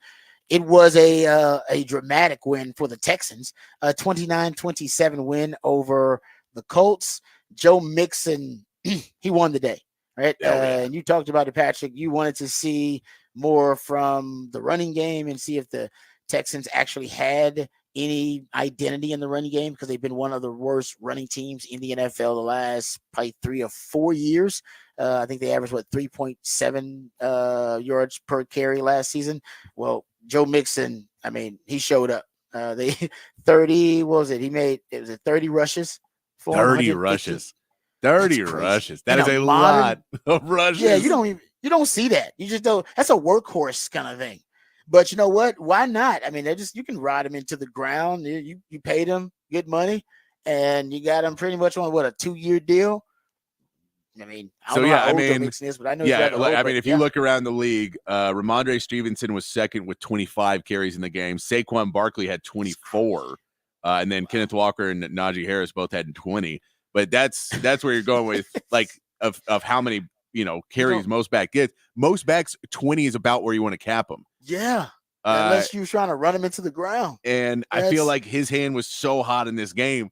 And Dameon Pierce wasn't terrible. He only had 3 carries, but he averaged 5.3 yards. So that even the best he's looked in a while. Yeah, and so it wasn't like he was getting in, but I think they just we have to ride the hot hand. This game's close. Maybe in some of these other games, it won't be so important that we have to get the running game going and have to get this yardage that they wanted to leave Mixon in there. And I'm guessing Joe Mixon told him, do not take me out. No, because the passing game, they weren't. I mean, they were taking. It was a risky passing game because CJ Stroud was under a lot of pressure. Yes, I think he took 4 sacks in that game. If you watched it, he was under a lot of pressure. He was making some critical throws, like on 3rd down, I believe. On 3rd down, he was like 3rd and 4th. He had that 4th down touchdown. Yeah. So on 3rd and 4th down, when they needed big plays, he was making big plays, but it wasn't a prolific game for him. He only had 234 yards passing. So I think they basically went with, you're right, Joe Mixon. It provided them with kind of a low risk way to just move the football. Well, and this was one of the problems with the Texans last year. We knew this was going to be a case that they were going to try and shut down CJ Stroud a little bit more in year 2. That you go into, well, let them run. They can't run, so we'll try and drop back and try and make them have to run the ball on us instead of throwing her on us. We know CJ Stroud can kill us. They've got all these weapons. So try and make them run. And they did. And that's where you get to be a more well-balanced team that has a shot in the playoffs much more than they did last year, because they just weren't well-rounded. They could throw the ball great, but they couldn't run it at all last season. So it was a huge improvement to see it there. But CJ Stroud, even though he didn't have a great game, he still had, a passer rating of 115. He wasn't making necessarily bad decisions. That field was a little weird, especially around the logo. There was a lot of slipping. And so there was a couple. I know he took a sack that was on a slip that wasn't necessarily straight, pass coverage. It was a slip. There was one where he tripped over his own offensive lineman's leg, took a sack. So there were some different kinds of sacks in that game that maybe make it look a little bit worse than it was. But overall, they were able to just be smart and figure out a way to move it. But Bobby Slowick found a way to get that run offense start going. It did not look good in preseason, but it looked really good yesterday. And that's a positive sign. Yeah, no, they ran a lot of plays. I mean, they ran 72 plays basically. That's a lot of. I believe they ran the most plays in the NFL of any team in the league. I believe in week 1. So it's because they ran the ball more than at least ran the ball more than most teams in the league. I haven't looked at the numbers, but they ran it 40 times overall, and Joe Mixon with 30 of those.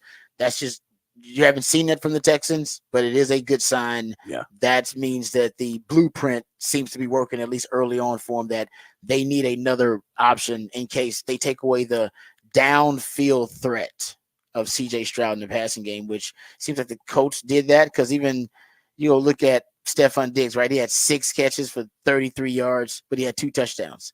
He had on 6 targets, right? His longest catch was just 10 yards. Nico Collins ended up being your down the field threat. And think about the catches he had. A couple of them were just contested catches, just him just being a grown man. That catch at the end on 3rd down on the sideline where he got a knee down, huge catch.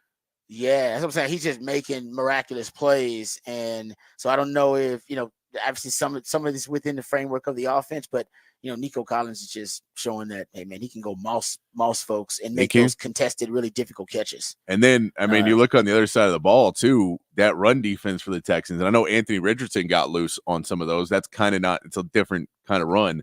But Jonathan Taylor averaged 3 yards a carry against the Texans.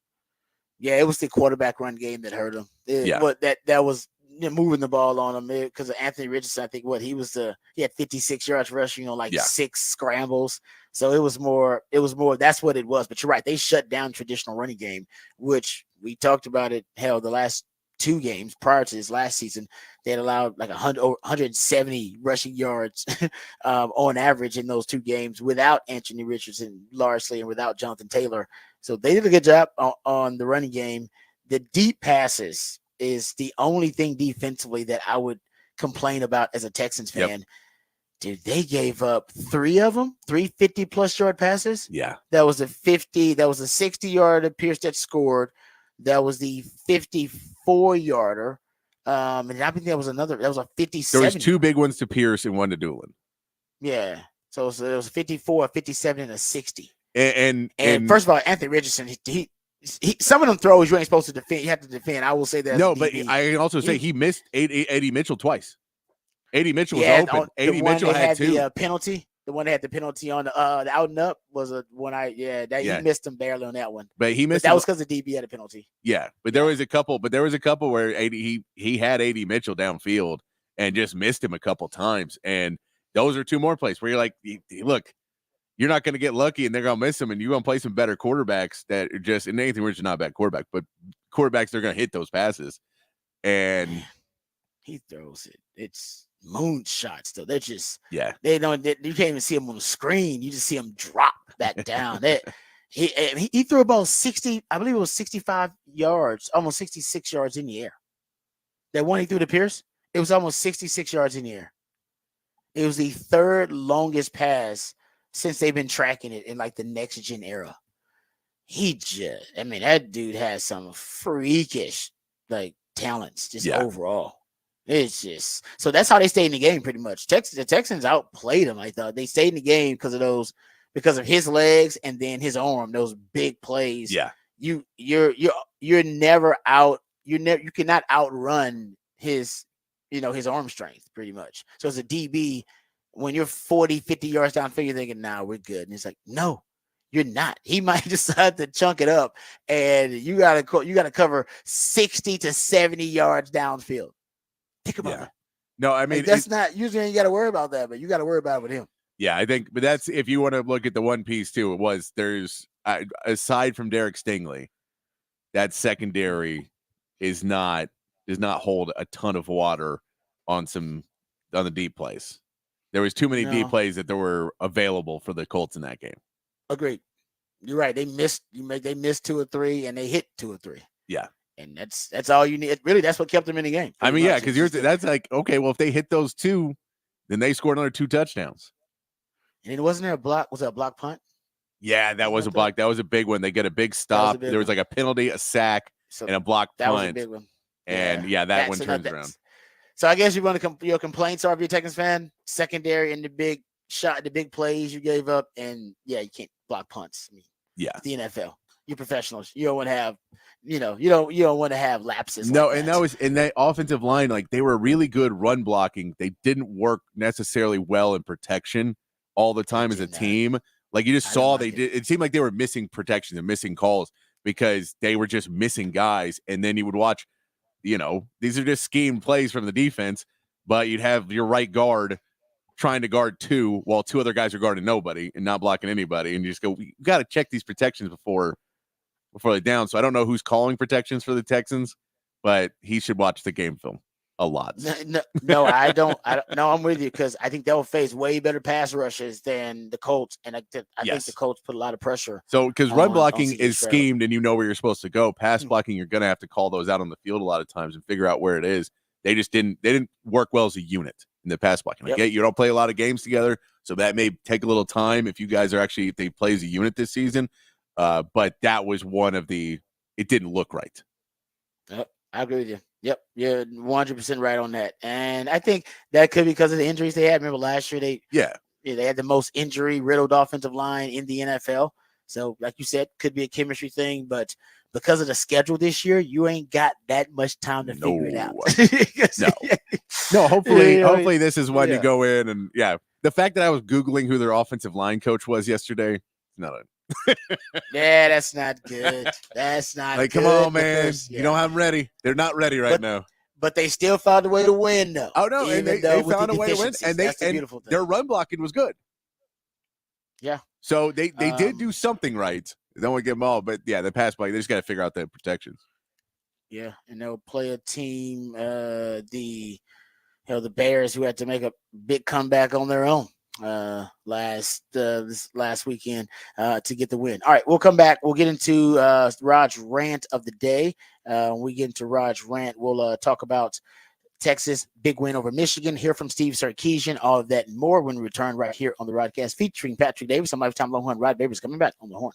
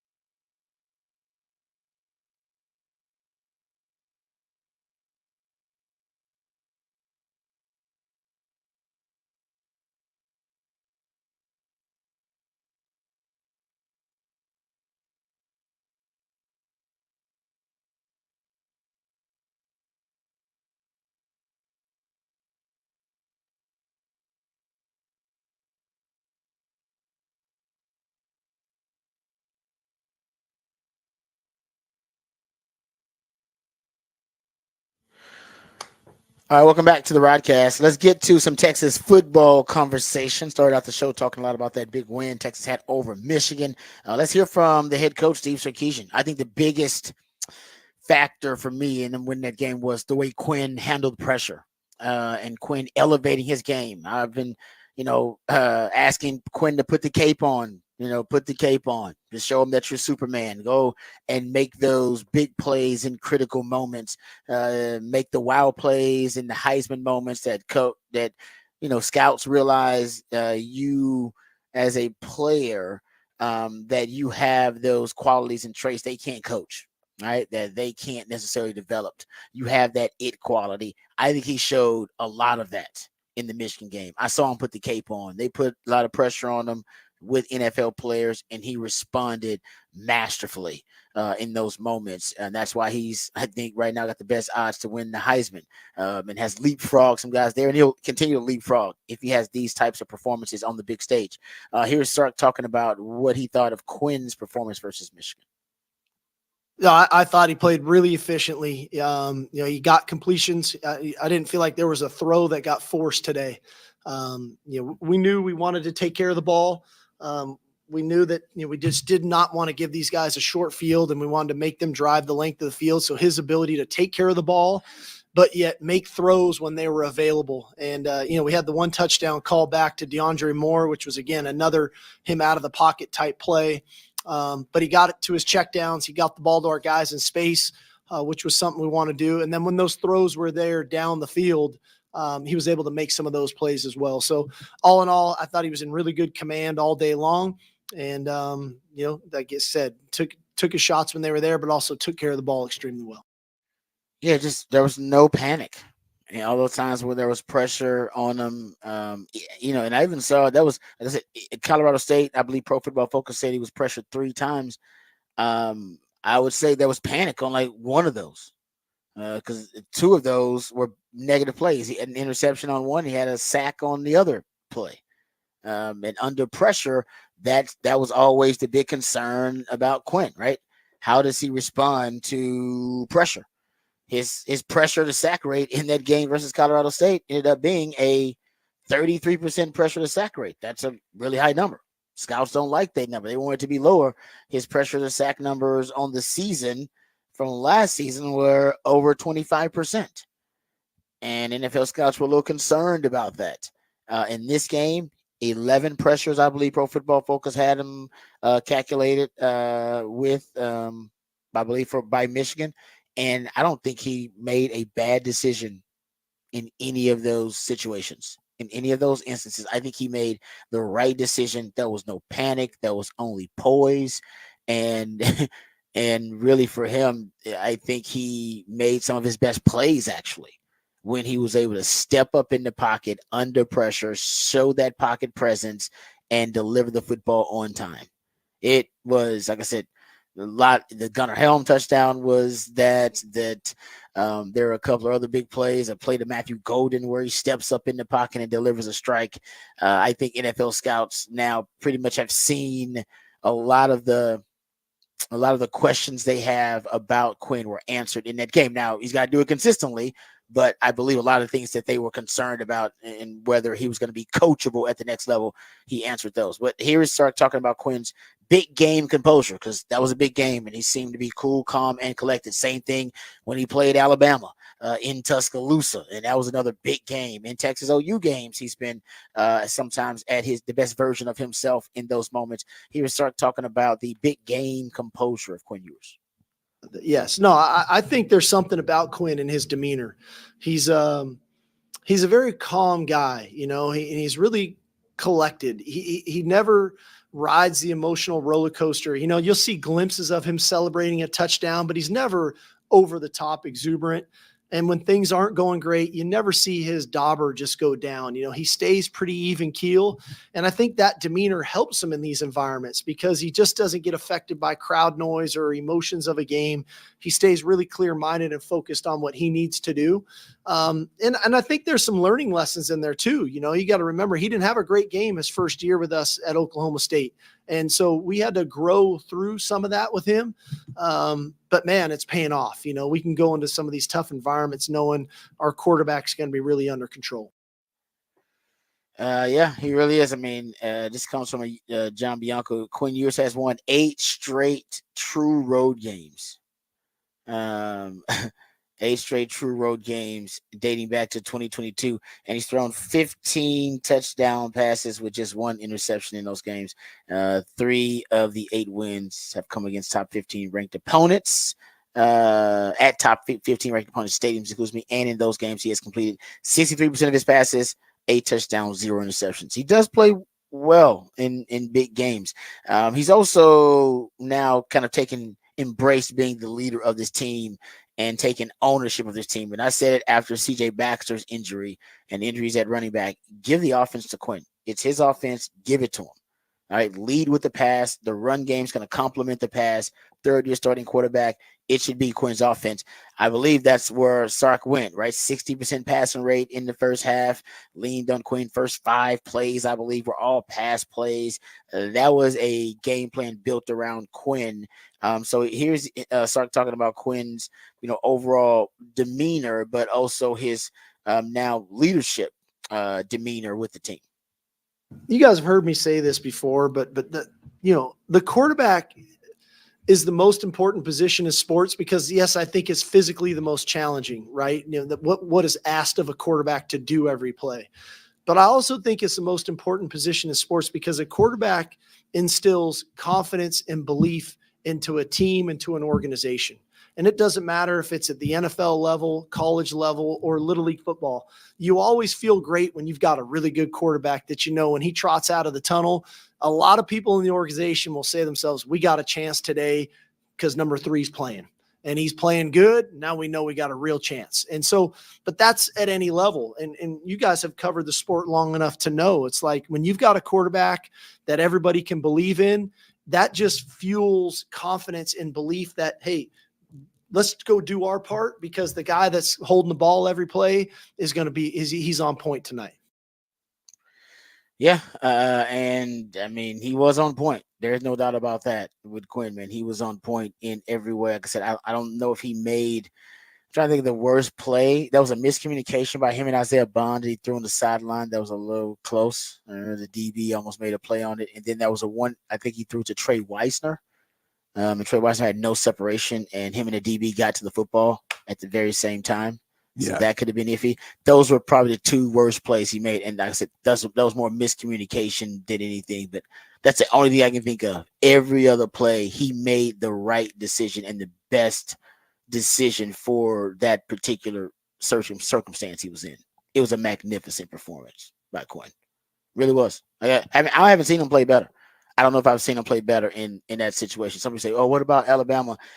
I don't know. Like I said, I think he was better in this game than he was in Alabama because of the way that he handled pressure. In the Alabama game, honestly, they were so good. I don't know if he was under any pressure. I had to go look at how many pressures he was under in the Alabama game. He made some great throws, here, but he threw the ball on the run here. Think about that. Even the touchdown they took away with DeAndre Moore was a magnificent throw on the run. The Gunnar Helm touchdown was him moving, stepping up in the pocket on the move.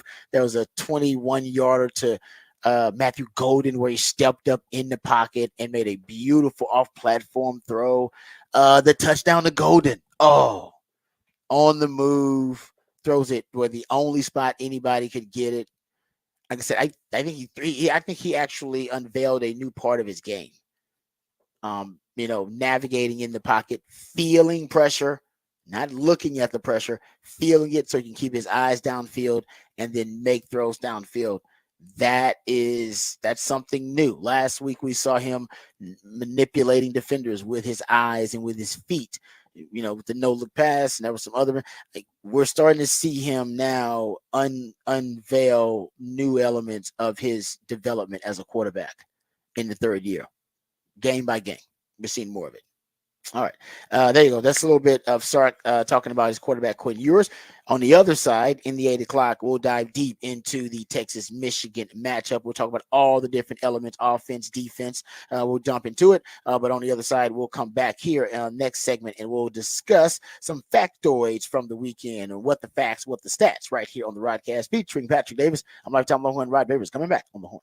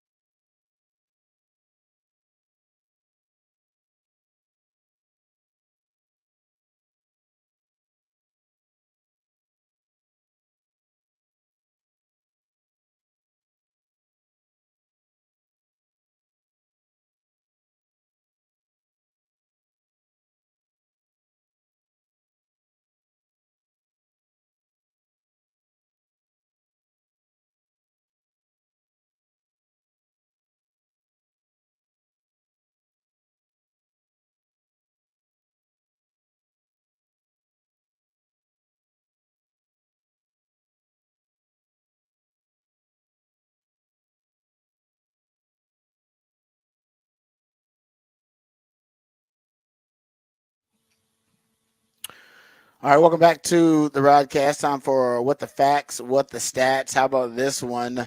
NFL teams averaged just 174.7 net passing yards and 293 total yards per game on Sunday.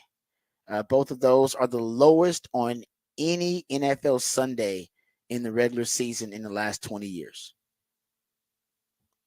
Remember, I told you NFL, one of their big concerns, because they're the number one television show in America. So, and they're dominant, right? 90, probably close to 90% of the top television shows in America are NFL broadcasts of some kind. And one of their big issues, right, is that scoring has actually started to decrease the last 2-3 years. Actually, I think it was like pre-COVID, some of it started, but it's actually continued. The trend has continued with scoring going down, and it's because of the passing game. The passing game has been it has been to a certain extent, and Patrick Mahomes is a prime example. It's been stifled by defenses putting two deep safeties back and giving teams the underneath in the running game, and teams are taking it. Smart, right? So, no, if you're going to give me the short passing game and you're going to give me the quick game and give me the running game, I'm going to take it. Look at the Texans this past week, right? They take away the deep passing game from CJ Stroud. He takes the underneath passing game, and they run Joe Mixon 30 times, and that's great. But that's not necessarily always great for scoring in the NFL, because passing and deep vertical shots, chunk yardage plays, and more explosive plays leads to more scoring, and defenses are trying to limit that. So I don't know if it's really affecting the television product, because it's still really entertaining. You're getting dramatic wins at the end of these games, but the NFL's, trust me, they're tracking it, and it's something that they're looking at. How about this? We got another one. Oh, we didn't even get into this though, and maybe we'll get into it in off the record. The story of Tyreek Hill getting arrested before the game, or detained. I don't know if he was arrested. Detained before the game by the by the Miami police is a wild story. That's the second story this year we've had a professional athlete who has been arrested or detained before, like hours before their competition. Yeah, it's but happened to Scheffler, and now it's happening to Tyreek Hill. Scheffler didn't sink a putt and then pretend to be in handcuffs. Now that was pretty badass. I'm not gonna lie. That was part of the touchdown celebration. Was that? You ain't gonna lie. He did have like 130 yards receiving. So he did have a good game too. You know, he had that big one. He had that big one down the sideline to help. But yeah, that's wild. That is, like I said, that's pretty wild, man. I'm not gonna lie to you. That's pretty crazy. All right. What the facts with the stats? I know we're up against it, so I'll just give you one more here. Oh man, this is ugly. Deshaun Watson. We talked about this a little bit, but I don't know if I gave you this stat at the time. 0-10 passing 15 or more air yards on Sunday. It was the worst over on throws of 15 or more yards by any quarterback in a game since they started keeping track in 2006. Man, just continues. The hits just keep on coming with my man, with Deshaun Watson. It ain't pretty. It ain't pretty there. Oh, also, I wanted to get this stat right, because I think I may have read it wrong. So shout out to my man CB, who hooked me up with this stat, because it is a really good one. In 1998, Texas ended Nebraska's. He's basically saying, go check it out, that basically Texas has become really good at ending college football blue blood home winning streaks. In 1998, they ended Nebraska's 47 home winning streak, and in 2002, and I was a part of that team, Texas ended a 26 game home winning streak for Nebraska. And then, of course, we just learned about Texas versus Michigan. Texas ended Michigan's 23 home game winning streak. Last year was Alabama. They ended their 21 game home winning streak. I believe it was in 2005. They ended Ohio State's 36 home game winning streak. And yeah, as we pointed out, they also ended Nebraska twice in 98 and 2002. It's pretty good. It's good research, CB. I appreciate that. So there you go. Another factoid in what the facts, what the stats. We come back. We'll continue our Texas football discussion. We'll talk about their big win over Michigan and all of the standout performances from Texas on both sides of the ball. All of that and more right here on the Rodcast, featuring Patrick Davis and lifetime Longhorn Rod Babers. Coming back on the Horn.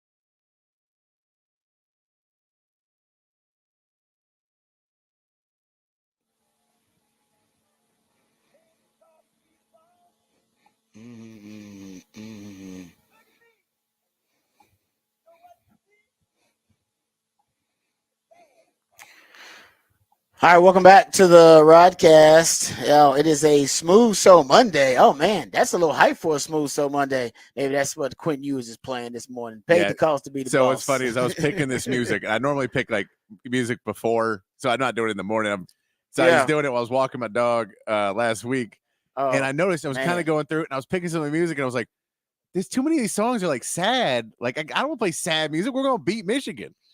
So I can't. I had to change and then pick other songs. And I'm like, I got to pick positive songs. So I'm ready to go on Monday after we beat Michigan. And so this one felt right after beating Michigan. Well done. Well done, brother. I love that. You're right. I'm glad you were thinking. I mean, we said they were going to beat Michigan. I thought my 2 touchdown prediction, beating them by 2 touchdowns, I was like, you know what? I'm feeling confident. They're going to beat them by 2 touchdowns. I didn't think they would whip them. Yeah, I mean, the score ended up being a little closer than the actual game. If you watched it, 31-12 was the score. I think I had 27-13, somewhere around there. I had 27-17 is where I was going with it. Yeah, so I mean, still had them winning by double digits, had them covering. But, man, they just came out and just whipped them. You knew basically, I wouldn't say once the second quarter got underway, you knew Texas was faster, was bigger, was stronger, and was just better and deeper and more talented. You knew. And by then I was just like, I just don't know. I don't know how much they're going to end up winning by, because I don't know if Michigan's going to be able to move the football at all. And we were right about that. And they made some plays toward the end, but it was really about Quinn and how really Quinn stood out. My biggest, and I've talked about this and we'll get into it, but I think Quinn really won the day. I think if I'm looking at anybody who their stock the most, I'd probably right now have to go with Quinn, but there are a lot of guys, that played really, really well. So we'll get to it and talk about it.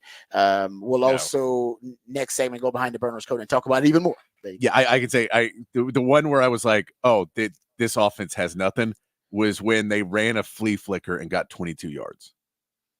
Yeah. That is not what's supposed to happen on a flea flicker. That's supposed to be a really explosive, huge play. And it was like, you got 22.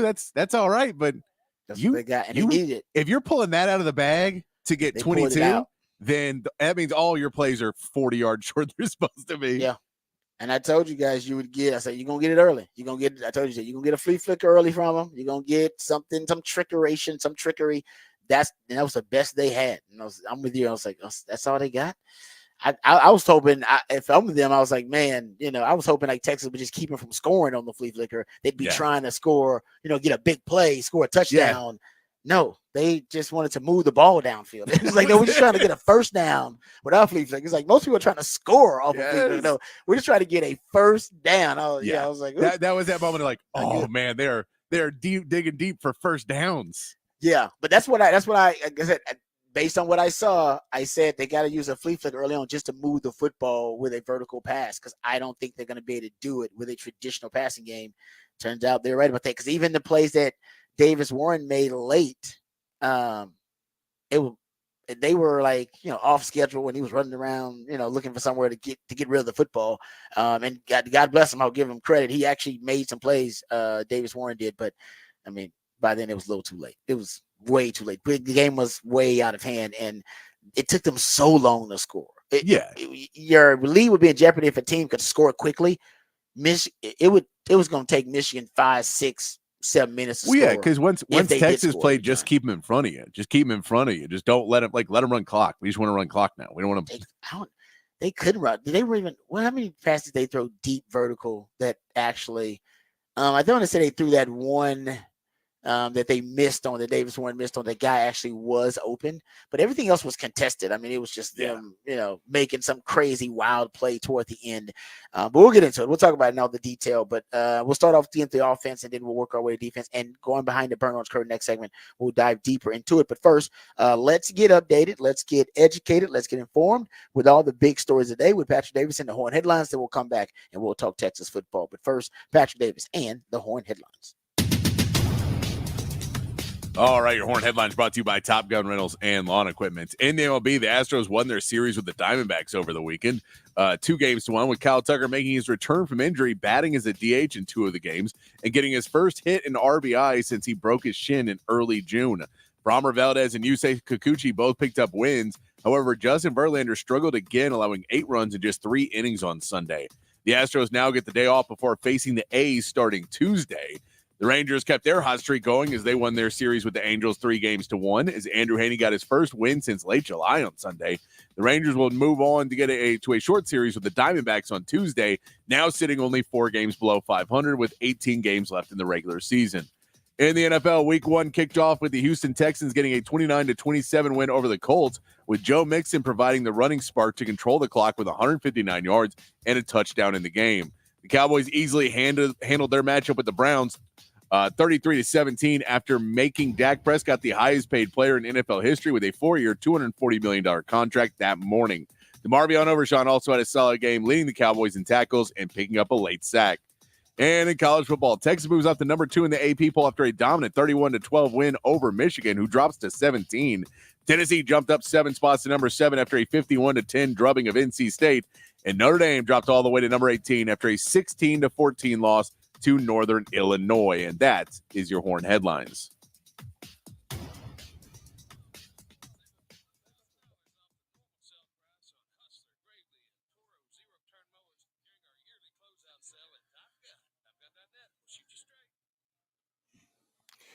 All right, Patrick, thank you for the Horn headlines. I appreciate those. All right, let's talk about this Texas-Michigan game. And I think first we got to start with Quinn Ewers. And I've been saying all offseason, I need Quinn in these big games on a big stage this year to put the cape on, right? Show me that capability, right?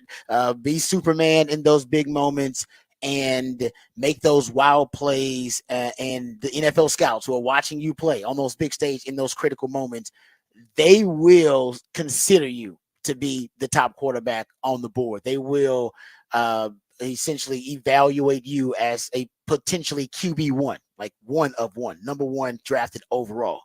And we know Carson Beck right now and Shedeur Sanders, they were considered quarterbacks that were ranked ahead of him in this NFL draft. I would say after this performance that most NFL scouts would probably put him ahead of Shedeur Sanders and right behind Carson Beck. I also said that if you perform on the big stage in those big moments, you'll leapfrog those guys in the Heisman conversation as well. As my man Patrick brought up earlier, he right now has the best odds post college football weekend, the best odds to win the Heisman now, kind of leapfrogging Shedeur and Carson Beck and those guys. And he'll have more opportunities because he'll play in more big games or as many big games as any, starting quarterback in the country. I mean, he's got he's got that opportunity. OU Georgia back-to-back weeks.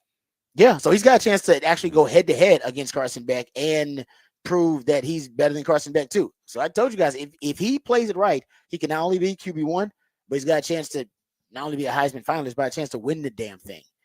This game, though, I believe is the best game that I've seen Quinn play all around. And it comes down to one word: pressure. Literally and figuratively, how he handled pressure. Remember, I told you guys, that's going to be the game in a nutshell. If Quinn can handle pressure, not only because he's going up against Wink Martindale, who's known for creative and really sophisticated pressure packages, and the blitz happiest defensive coordinator at the college or the pro level, all right, in the last 6 years. But the defense is littered with NFL players at every level. On the D line, a linebacker, and secondary, the best corner. You'll have 2 guys who will be the top players drafted off the board at their positions on defense. And now you got a defensive mind behind them who knows how to weaponize and manipulate those assets on the defense side of the ball. And Quinn, although Quinn has been great and is considered a first-round quarterback, the reason that teams weren't considering him to be, there are a couple of reasons that teams didn't consider him to be the top quarterback in that draft class. Number one was how he handled pressure.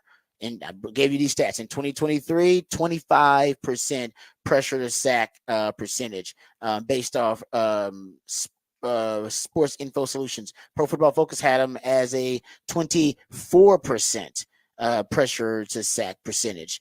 If you go look at overall his sack rate versus pressure, Statso War had it at upwards of 30%.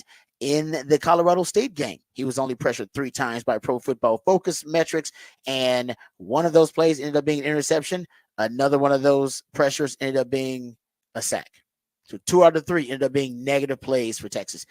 He just hadn't handled pressure really well in his career. Like that's one of the concerns is, man, when you put pressure on him, he seems to get discombobulated, make bad decisions. And I said, well, he's going to be, it's going to be at least 12 pressures. Now I was wrong. It was 11. I said there will be at least 12 pressures, maybe 12 to 15 pressures by Michigan in this game. And how Quinn responds to that pressure, decisions that he makes, when that pressure is applied, that will determine if Texas wins this game or not, or by how much they win this game. And although Quinn was only under pressure 11 times, I'll give you the numbers for Quinn under pressure. This is Pro Football Focus. He under pressure, his completion percentage was 60%, but his yards per attempt was higher. His yards per attempt under pressure was higher than his yards per attempt with a clean pocket. His yards per attempt under pressure were more than his yards per attempt when blitzed, actually, and when not blitzed. When he was under pressure, which is usually when he's at his worst, he was actually at his best. He threw a touchdown, no interception under pressure. His offensive grade by Pro Football Focus under pressure, 78.9, higher than his clean pocket grade, higher than the grade, and higher than the grade when he was not blitzed. So his grades when he was blitzed and his offensive grades when he was under pressure were higher than the grades when he was kept clean and when he was not blitzed at all. He was in the zone, I'm telling you. His passing grade when under pressure was higher, and under pressure and when blitzed was higher than his passing grade when not blitzed and when he was kept clean. Like I said, I've never seen that kind of Quinn under pressure. Usually Quinn under pressure, he panics a little. There's a little bit of panic in his game. He loses some of that poise, and then his pocket presence deteriorates, and then Quinn starts making some questionable decisions. But not in this game. And his average depth of target under pressure, 9.3. That was higher than when he was kept clean at 5.1, higher than when he was blitzed at 6.9, higher than when he was not blitzed at 5.3. He was more effective throwing the football downfield under pressure. Why? He was climbing in the pocket. He was climbing in the pocket, extending the play, feeling the pressure, not seeing the pressure, which takes his eyes off of his downfield progressions. And then, if anybody's looking at a 300-pound or a 250-pound dude run at you full speed meant to do you harm, you know what you're going to do? You're probably going to run and abandon that damn pocket. All right? That's just human nature. So you don't want to look at it. You're like, no, I want to feel it. I'll feel it. I know where it's coming from, but I keep my eyes downfield. If it hits me, it hits me. But if I see it, I got to react to it. That's human nature. You see it, you're going to react to it. And that's why Quinn was scrambling a lot last year. He was seeing the pressure, not feeling it. In this game, he felt the pressure. So average depth of target was higher. If you go look at his, let's go look at it, because he was under pressure 11 times in this game. He did take, now Pro Football Focus says has him taken 1 sack. In the game notes, don't have him taking a sack. So I'm just giving you both of them. Right? Game notes, they don't have him taking a sack. But I do remember in a game where Mason Graham tackled him behind or right at the line of scrimmage. I don't know if y'all remember that. And I wondered if that could be considered a sack. And then there were the 2 run plays where he takes a knee, and I don't know if that was considered a tackle for loss. I don't know. So I do remember some plays where he was tackled in the backfield or right at the line of scrimmage. So that might have been considered a sack. And one where he took a knee and then they hit him after the play. Yes, exactly. The O-line comes up to fight. Yeah. Still, so I don't, like I said, Pro Football Focus, I'm just giving you the numbers about them. But they said he was under pressure 11 times. And there was 1 sack, which makes his pressure to sack rate really low. That's got, it's a 9.1 pressure to sack rate. Remember, I told you last year he was at 25%. Last game, he was at 33% versus Colorado State. He's at 9.1% pressure to sack rate when he was actually, under pressure in those 11 times. That is, and his average time to throw was 3.2 seconds when he was under pressure. And his NFL passer rating higher under pressure versus Michigan than it was when he was kept clean, than it was when he was not blitzed, than it was when he was blitzed. He was great under pressure in this game. He was really good when he was under pressure. And to me, that's when I said this is when he separates. Because now the NFL scouts have seen him throw the football accurately on the move. They've seen what the late great Bill Walsh called athletic instincts. He said Joe Montana and the great quarterbacks all have it between 10 to 15% of the plays in the game. I need your athletic instincts to take over. He said it's an instinctive, spontaneous response to natural situations in a game that I can't coach. My game plan doesn't prepare you for. That your teammates really can't account for and can't help you out. I just need you to go make a play, or I need you to keep us out of a negative play. That's your job as a quarterback. That's when you got to become a fighter pilot and figure it out. And that's what he did under pressure, made all the right decisions, all the right calls, stepped up in the pocket, created time and space, felt the pressure, didn't see the pressure, and delivered footballs on the money all game long. There was nothing Michigan could do. That's why Wink Martindale was diving deep into his playbook. He was constantly adjusting to Quinn and to Sark. And on the flip side of that, I'll give Sark a ton of credit. Sark, I said going in, better lead with the pass. You don't want to become a fist fight, and you don't want to become a fight in the phone booth. Lead with the pass. 60% pass rate or in the first half. So he led with the pass. I think the first five plays were passes. So that was good. He remember I said after watching that Kansas City Baltimore game and watching Andy Reid have a 90% pre-snap motion rate, I said I don't know why Sark is so conservative when it comes to pre-snap motion. He's at 55% on average throughout the season. He should be at 60, 70%. You know what his pre-snap motion rate in that game was? 75%. It was the second highest rate that I have tracked for Sark since he's been at Texas. So he was deep into his bag. Simply pre-snap motion is like a vital sign. It's a conceptual signature for Sark. When he has a really high rates of pre-snap motion, it's in games where he's really, really creative and really, really excited about the game plan. Texas, Michigan fits that. His targets to motion, those are pre-schemed targets for a play, schemed open targets that are two players who were in motion prior to the snap or at the time of the snap. You had 9 of them in that game versus Michigan. That is tied for the third most since Sark has been head coach and play caller at Texas. The most, Alabama last season. The second most, Big 12 title game last season. The third most, Alabama in 2022. Right? And Michigan, you tied that. So you get what I'm saying? Like it showed you Sark. So he went into that game. Like I said, I don't know if he was listening to us or great minds think alike. Pre-snap motion rates were exponentially increased. He was heavy leaning on the pass. Tried to turn it into a track meet early instead of a fight in the phone booth. You don't want to lean on that. And guys, he took the ball. Remember what we said? Man, I don't know. You got to make sure you score first. And I even said, I don't know. I would take the ball first and score first because the win percentage in weeks 0 and 1 had teams that scored first winning 82% of the time. Since 2022, that number is 68%. I don't know why that is the case, and I haven't done the deep dive on it. I don't have the time right now. One day I will go back and deep dive on it, but the numbers are the numbers. Score first, and you have a better chance of scoring first if you have the ball first. So I think I love that. Now, they didn't score first. They didn't score when they took the ball first. They scored first. They didn't score when they took the ball first. But I do like the fact that they tried to, when we won the toss, he did not defer. He took the ball and he tried to go down and score immediately.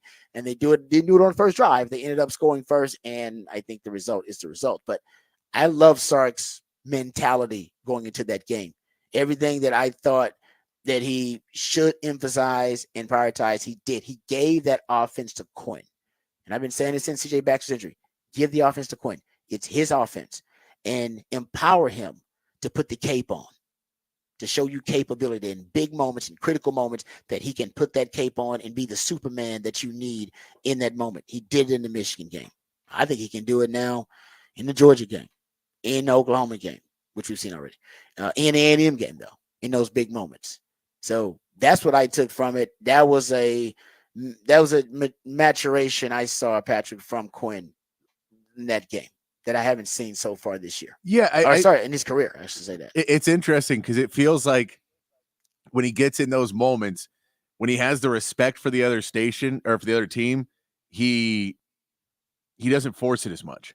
He kind of gives what he's supposed to. He goes for what he's supposed to do, and he follows with. He sticks with his training. He does the things he's supposed to do, and he doesn't overthink it. And sometimes when he plays teams where I think he feels I should have 400 yards passing in this game, I should be able to make anything I want happen because I'm that talented. Like I'm better than this other team. I should be able to make it happen. Sometimes he makes bad decisions because he starts to overthink what he needs to do. And against Michigan, he didn't overthink anything. He just did exactly what he was supposed to do over and over and over again. And what if that was, hey, there's pressure, no one's open, throw the ball away. Doesn't matter. Like you don't expect to score every time against Michigan. So it didn't feel like where if you're playing Colorado State, you're expected to score every single possession. Now that's unrealistic, but you're still in his head expected to score every possession. So those second and third downs, he's saying, I have to complete this pass or else I'm a failure. And I didn't do what I needed to do. Whereas Michigan, you get it. Man, this is Michigan. Yeah. We put up 30 against Michigan. We're doing pretty good. I don't need to score every possession. And so trying to train his mind in these next couple of weeks to go do that against UTSA and Mississippi State, you don't need to force anything. Take it. Your defense will hold in there. The fact that defense is playing better this season, go, Quinn, all you got to do is what you're supposed to do. And your NFL draft stock will go through the roof. Your Heisman odds will go through the roof because they're not going to be able to say, well, but Quinn didn't do this. And well, but Quinn threw 10 interceptions. And but Quinn also, no, you say, dude, Quinn every single game went out and got what he could get. And so I think just that mindset and, if you can grow off of what you did in Alabama and grow off what you did in Michigan for Quinn Ewers and just go out and play football. That's the Quinn Ewers we know and expect to be there. So when he makes some mistakes, you wonder why it is. And I'm just trying to find a way. Maybe he's overthinking things when you get into those games where it seems like you're supposed to be able to do whatever you want.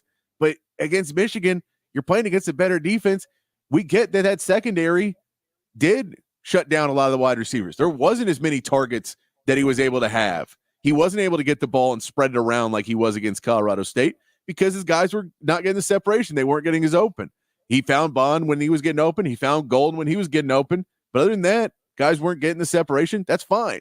You find who's there. And then you get Gunnar Helm. Gunnar Helm was a guy, finds him over and over and over again. And just that style of play of it's people sometimes call it game managing, but it's more than that in the fact of no turnovers against Michigan. That's gigantic because when we talked about it in the NFL, if the Texans don't have that block punt, they probably walk away with that game way easier than it was. Mm-hmm. And if you don't have silly turnovers, you get there. The fact that he didn't force the ball, it really just shows that maturity of Quinn. And, if I'm Sark, I'm showing that game film and go, what on this would you not, why would you need to be anything more than this the rest of the season? I get it'd be great to have 500 yards against UTSA. Who cares? Go win the game. Go win the game, dude. It's almost like an NFL mindset, right? NFL's like, no, we don't care about, style points don't matter here. No. We got to win. We got to find a way to just win the damn game. And I just think he made all the right decisions. That there was so much poise and no panic at all in any play that I can think of right now. I think I remember 2 plays that weren't considered plus plays for him that I don't know that they were somewhat questionable. But that's about it. I think that was miscommunication more than anything. I don't think that was even on Quinn. He was truly in his zone. Like I said, I gave you the Pro Football Focus numbers, but I think eye test wise, we all agree too. Gunnar Helm, I did predict that you're going to have potentially a different leading receiver for half of the games this year. I already got 2. You're already there. I just need 4 more. And that could easily happen. That could easily be. And honestly, what do you consider a different leading receiver? Because I believe Bond led you in catches and targets in week 1. Ryan Wingo led you in yards and yak yards in week 1. So I don't really know what we're going on about your leading receivers. Is it catches or is it yards? But nobody had Gunnar Helm having a career day. 7 for 98. He also had 45 yak yards. And honestly, one of the best throws for for Quinn, and one of the best play designs for Sark came on that Gunnar Helm touchdown. It was marvelous. It was target to motion. I talk about targets to motion. That was one of the touchdowns. You had 2 touchdowns that were targets to motion out of the 3 for Quinn. Because the Jaden Blue ones too. Remember, he exited the backfield, empty formation. They tossed it to him out there. Basically a toss sweep, but it's a throw. But essentially, it's the same concept as a toss sweep. And he ended up scoring too. So target to motion was big, but Gunnar Helm, man, right now Gunnar Helm, just to give you some props, to give him some props, guys, he is leading all SEC tight ends in catch rate, receiving yards, explosive plays. He's got 4 of them already. Yak yards and pass blocking grade. Gunnar Helm, I mean, he was the best tight end in that game, and Colson Loveland's a first rounder. But he's the tight end that stole the show. It's good for him. That was a great performance by Gunnar Helm. It really was. I know my man Patrick's got the topic for the Big Fat Poll today, which is up right now. You can go check it out. Patrick, give the folks the topic for the Big Fat Poll of the day, because it is related to the Gunnar Helm performance. The top for the Big Fat Poll of the day is, who is your MVP for Texas against Michigan? And so basically asking you, who do you think should have got MVP? We put on there Quinn Ewers and Gunnar Helm are both on there, Makuba and Derek Williams. And Quinn Ewers is winning the vote, which we assume he had a great season, but a great game. But Gunnar Helm, it just needs to be mentioned of being able to get that separation of a guy we talked about a lot of the tight ends not having JT Sanders. And I think a lot of people just kind of assumed Amari Niblack was going to come in and be similar to JT Sanders. And he's not quite the same player. He doesn't have the same skill set as JT Sanders. He wasn't a good enough blocker. And in a game like Michigan, you just couldn't allow that defense where you were going to have to pick up protections. You were going to have to pick up blitzes at tight end. You were going to have to make sure when you were going to try and, give a little block and then bounce out for a route, you had to have the blocking in. And you also didn't want to let them know it was a pass play by putting Amari Niblack in every time. And every time he comes in, it's a pass play. So you have Gunnar Helm in there, and to be able to use him over and over again and continually be in the right space, get separation. That was a big one, man. We didn't know if he could do that. He did it in this game, got away from guys, and then got yak yards after. Yeah, no, like I said, the yak yards you're right about the separation, because that was my big question. Like, I don't know if he can win one-on-ones. Sark's great at engineering one-on-ones, manufacturing them, but can you go win them? And that's why he likes speed demons and these freaky athletes. But now Gunnar Helm can go win a one-on-one for you. That's scary, because you know what? You can't afford to put a DB on him, really. I mean, look at all these wide receiver weapons you got to deal with. I don't say waste, but you're going to put one of your best coverage guys on Gunnar Helm. And then I imagine the other weapons for Texas are going to command more attention from your DBs. He's going to be on a linebacker a lot of the time. Ooh, that's scary. And then the yak yards. I didn't expect that from Gunnar Helm either. I did not expect for him to be a yak threat, but he's done a great job. So giving Gunnar Helm some props, now add him to the list of weapons that you got to try to take away for Texas. And that's one of the beautiful things, that Sark's offense now presents. I don't know who you take away if you're a defensive coordinator. I think if I'm going against Texas, I'd take away guys situationally. Red zone, I'm taking away Matthew Golden. Third down, I may try to take away Helm. Early on in the game, I may try to take away Bond. But it's tough. I think Golden is the one he's most comfortable with on third down in red zone. So I'd probably try to Golden, you can tell, and that's Golden was the no looker too. Golden is the guy who runs routes. Golden's the guy. He goes, I know where he is, because even Isaiah Bond, that one that we could talk about that was quite questionable, that may have been on Bond that he just kept running. He was not supposed to. We don't know if it was Quinn didn't know where he was, but on that one to the outside where Bond kept going, and then the DB cut the route because Quinn threw it under. That was clearly a miscommunication because they weren't on the same page. So, but that's one of those that you go, if he knows where Golden's going to be at all times, he's going to be that guy. We know Jonte Cook's got the ability. He's going to come out and have some good games as well. Yeah. Ryan Wingo seems like he's going to be continued to put into these situations. He has that big 55-yard run on the little play that they used to run for X-Man, and then the Chiefs ran it for X-Man.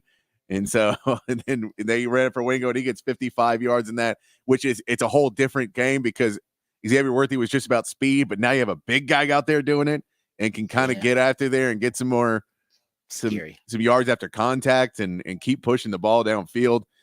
Those guys, you just keep looking at what those options are. And then we're not even talking about Bolden, who I think had one target that was like a close post route. That post route, route. Yeah, they tried to get to him. I think, remember Sark said, and we'll get into some Sark sound here on the other side, where Sark said, there's some guys the ball naturally finds them. Yeah. And then he said there are other guys I'm going to have to find a way to scheme them the football. And I think these next 2 weeks are about scheming guys the football. Because now we know who the ball is going to naturally find. It's going to find Bolt. It's going to find Golden. It's going to find Bond. It's going to find Helm. Didn't expect that one. It finds Jaden Blue. Because remember, Jaden Blue had 6 receptions. Yeah. He had 6 targets in the first week. He got 6 receptions this week. Guys, I'm telling you, he's going to end up in my 30-40 club. My 30-40 club is players in Texas football history who have at least had 30 rushes and 40 receptions in a season. It is very rare. The last one to do it was Chris Obanaya in 2008, and then before him, I believe it was Eric Metcalf in 1988. It's very rare. Jaden Blue has a chance to join that really exclusive club. Yeah. We'll get into it. Yeah, put in some bubble wrap right now. Yeah, he got nicked up, but then Trey Wisner looked good and Jerry Gibson looked good. I'm like, okay, yeah, and then Jaden Blue came back in the game, and he came back. When you saw when he's made some plays, you're like, man, well, he's clearly he's done. We're up. We don't get back in there. So I like that the heart of those guys where you can tell. I think there's things. One of the reasons Quinn didn't come out. I know people thought Arch may come in at the end of that game. I think there was a lot of guys saying, I'm playing. This is Michigan. This is a big moment for us. We're going to go in here and whoop up on Michigan. Put me in, coach. I don't want to be on the sideline. I don't want to be watching this game. I want to be a part of this game. And I think that's what you saw, and that's what you want to see from this team. The same way we talk about the O-line backing up Quinn. You want to see a team that believes in themselves and that wants to go out there and play and not take anything for granted. That's what they seem to be like right now. Hopefully they just keep that momentum rolling, because you got a couple more weeks of games where if you can go out and be dominant for the next 2 weeks, you have to feel good going into that really tough stretch of Oklahoma and Georgia. Yep, totally agree with you. All right, good stuff there. We come back, we'll hear from Sark, and we'll talk a little defense. So we haven't given the defense much props. We have to come back and get into the defensive side of things, and we'll hear from Steve Sarkisian. All that and more right here on the Rodcast, featuring Patrick Davis. I'm Lifetime Longhorn Rod Davis. Coming back on the Horn.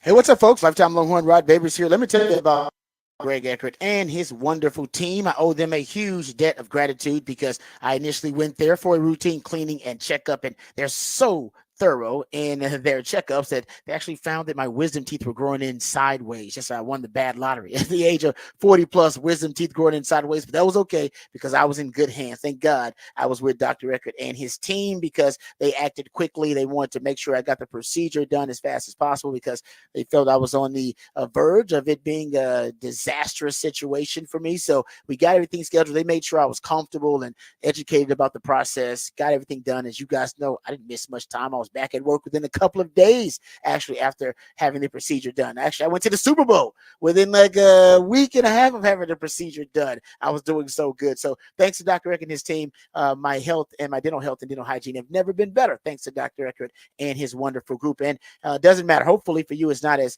serious as having all of your wisdom teeth extracted. But if it's any general dentistry or teeth whitening, dentures, porcelain crowns, veneers, dental implants, full mouth reconstruction, even root canal therapy, whatever it takes to ensure you're getting the best quality dental care available, that's what Dr. Eckert and his team are all about. And right now, you can get a brand new smile from Dr. Eckert and his team in just 1 day. Permanently secure your dental implants. No time spent without teeth. You'll get temporary fixtures until they complete your permanent smile, and you'll smile again with confidence and eat freely without pain or discomfort. So it's a lifelike permanent solution. So if you've been told your teeth need to be replaced, don't freak out. Just call Dr. Eckert to learn about this revolutionary alternative to dentures. Complimentary consultation, so you got nothing to lose but everything anything to gain. So give them a call, 512-345-3166. That's 512-345-3166, or visit drueckert.com, drueckert.com. And if you tell them that you heard it here on the Horn, you'll get free Zoom whitening for all Horn listeners. That's drueckert.com, drueckert.com.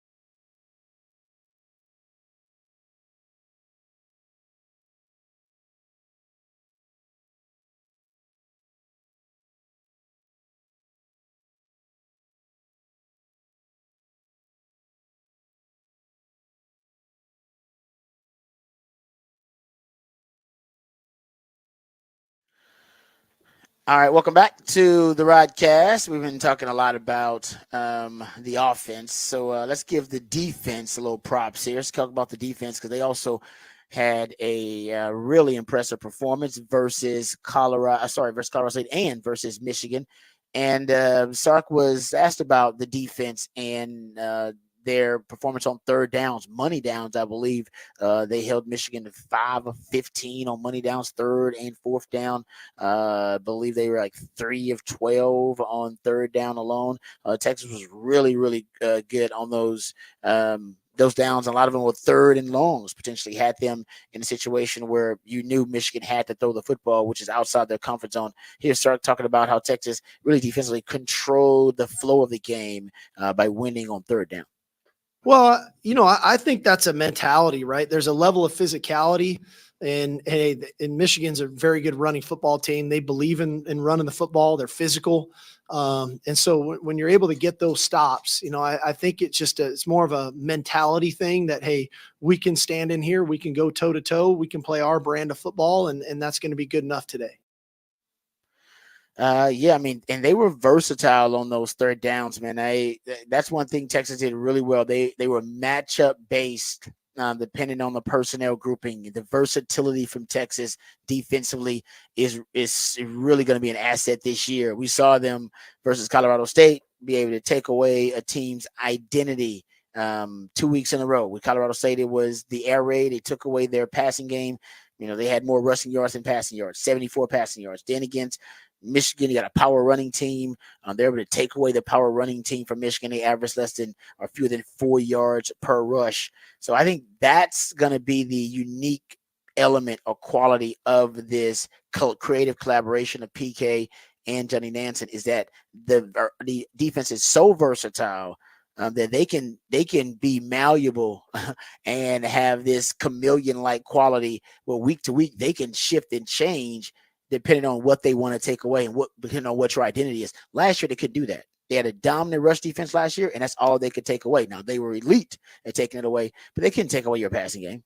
This defense may be able to take away a run game and also take away your passing game. They can take away any strength, but that's because of how versatile they are. Not it's a buzzword for Sark, and I've been talking about it and making fun of it all offseason, but it's been emphasized and prioritized for Sark in recruiting, in development, and I think now in scheme as well, with Johnny Nansen coming to the table. So here's Sark talking about, the secondary. Now the secondary is kind of leading the way. I think the secondary is leading the way with this versatility. Janae Barron being a versatile piece, and so is Makuba. And Jelani McDonald was playing some nickel in that game. I saw Taft moving him down a linebacker depth at one point. They're just a really versatile group, and it allows them to be malleable throughout that defense.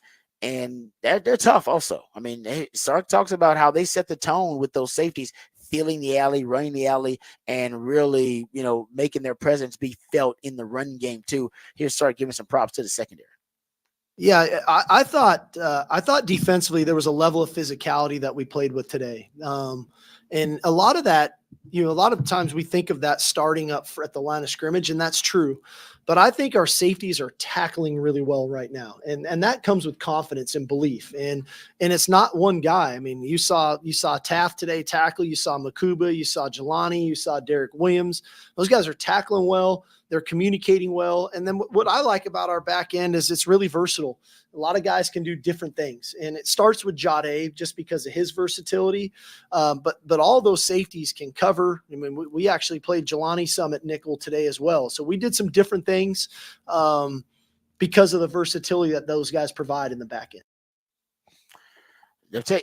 Everybody on the defense, though, is playing multiple spots and shades. The defensive line, they broke out a 3D tackle package versus in their base personnel versus Michigan. Michigan so power run heavy. They have 3D tackles on the field. Combination of Vernon Broughton, Collins, and Lole, or Bill Norton and Lole and Vernon Broughton and Alfred Collins, and they had 3D tackles out there. And I loved it. They broke out the 3-3. They had a 3-3-5, a 4-2-5. I saw a 3-4. I saw the 4-3. I saw the penny front that I suggested that they would throw out there with the bear or the tight front, if you will, with the penny package. That's something that I think Nansen brought over from his time in Arizona. We saw the NASCAR dime that has become one of their favorite go-to personnel groupings against third and long, third and medium or longer. They'll throw out the NASCAR down. They're just so versatile now, buzzword, in the back end, but defensively players. So you got a lot of defensive linemen that play multiple shades. Nobody specialized there. Linebackers, Anthony Hill plays on the edge, but also plays off ball and Mike for you. Colin Simmons was playing some Sam for you, but also plays on the edge. We talked about the DBs and how versatile they are. Makuba and Janae Barron and Jelani McDonald. You just don't have a lot of guys who are specializing right now. They even like I said, they moved Michael Taft down a linebacker depth a couple of times and just let him just sit there as a linebacker. I'm like, is he going to stay there? Or is he trying to disguise? He stayed there. And it was like, no, we believe his assignment sound enough to stand up against the run game. And I was like, wow, they got a lot of trust in some of these veteran defensive backs. The lines of scrimmage is really what set the tone for Texas. They won the lines of scrimmage on the offensive side and the defensive side. Here's Sark talking about how impressed he was with Texas winning the lines of scrimmage in that matchup versus Michigan. We felt like we've recruited the line of scrimmage well, and we've recruited it, especially in the offensive side of the ball through the high school ranks. This was an odd year for us just because of the way our depth played out. We had to go to the portal and get 3 players out of the portal. But yet, I felt like, we can play that style of football. But I also think, Dennis, like, we're not a one-dimensional team. Like we don't we can play in space, right? We can, because I think that's important, especially in the Southeastern Conference. As much as the line of scrimmage is really important, if you don't have the athletes on the perimeter, that's going to be hard too. So you have to have both for it to work. And I thought those two things showed up today. All right, there you go. That starts talking about how and we said that prior to the game, right? They have more ways to win. It had to become a defensive struggle. I think Texas had a shot there. If it was a game where it was ended up being a shootout, which I don't think Michigan can win that way. Texas can win a shootout. Texas can win with balance and trying to score and get takeaways and non-offensive touchdowns. I think if they had to do that, they could do that too. I think the defense is good enough and the special teams is good enough there. I think Texas can just win in more ways, and they showed that versus Michigan. They only had to win one way, which was get out ahead, but they battled adversity and they did it. They beat them in all three phases. Like, that was no phase where Michigan got any glimmer of hope. Nope, not at all. It was a Old Testament, old biblical style butt whipping. They went up there and just whipped Michigan, and I think they just said I had them winning by 2 touchdowns. I didn't have them just straight up whipping Michigan. Like, it was by halftime, the game was over. Yeah, and the game was over by halftime. It was done. Yeah, it was, as I say. So yeah, it was when you could tell that Michigan was just not going to be able to really move the ball at all. And Texas seemingly didn't have much of a problem moving the ball. Like, even if though you say you had to pick up a few conversions, a few third down conversions, you were moving the ball pretty well. You were getting enough out of the running game that even though it wasn't dominant, you weren't getting stopped at the line of scrimmage and putting yourself into the third and longs and second and longs that you had to constantly go over. And basically, once they got through the early penalties that hurt them, then it was more floodgates open.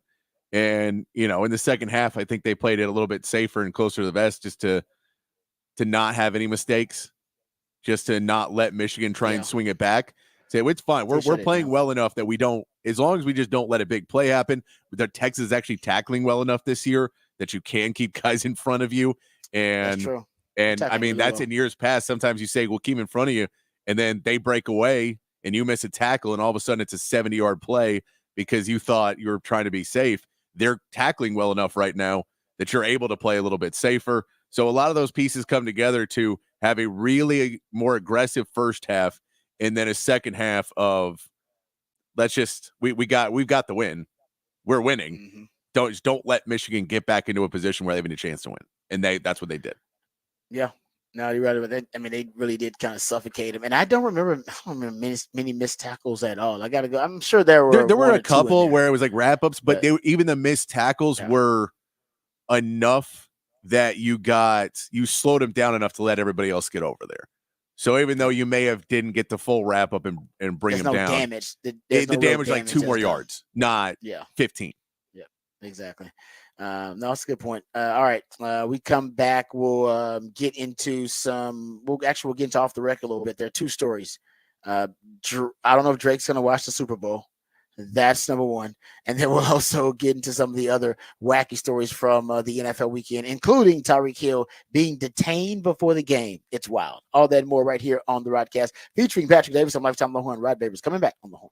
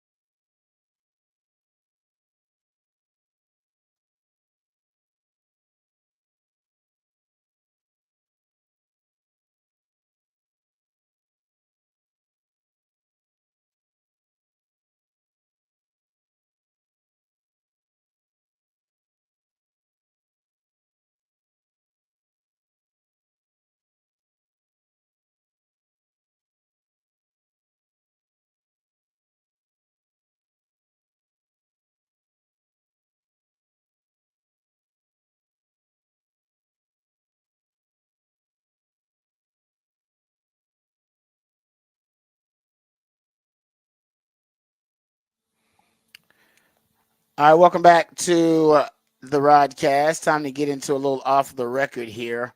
I'm sure by now everybody's heard about the Drake Kendrick Lamar beef, which obviously um, ended pretty much with a haymaker of a song called "Not Like Us." I'm sure you've heard it by now, and the thought was that the beef was over, like that was the end of it. I know for some Drake's still trying to hype it up because what Drake is trying to do is make it like a series. He's trying to make like an NBA series of beefs.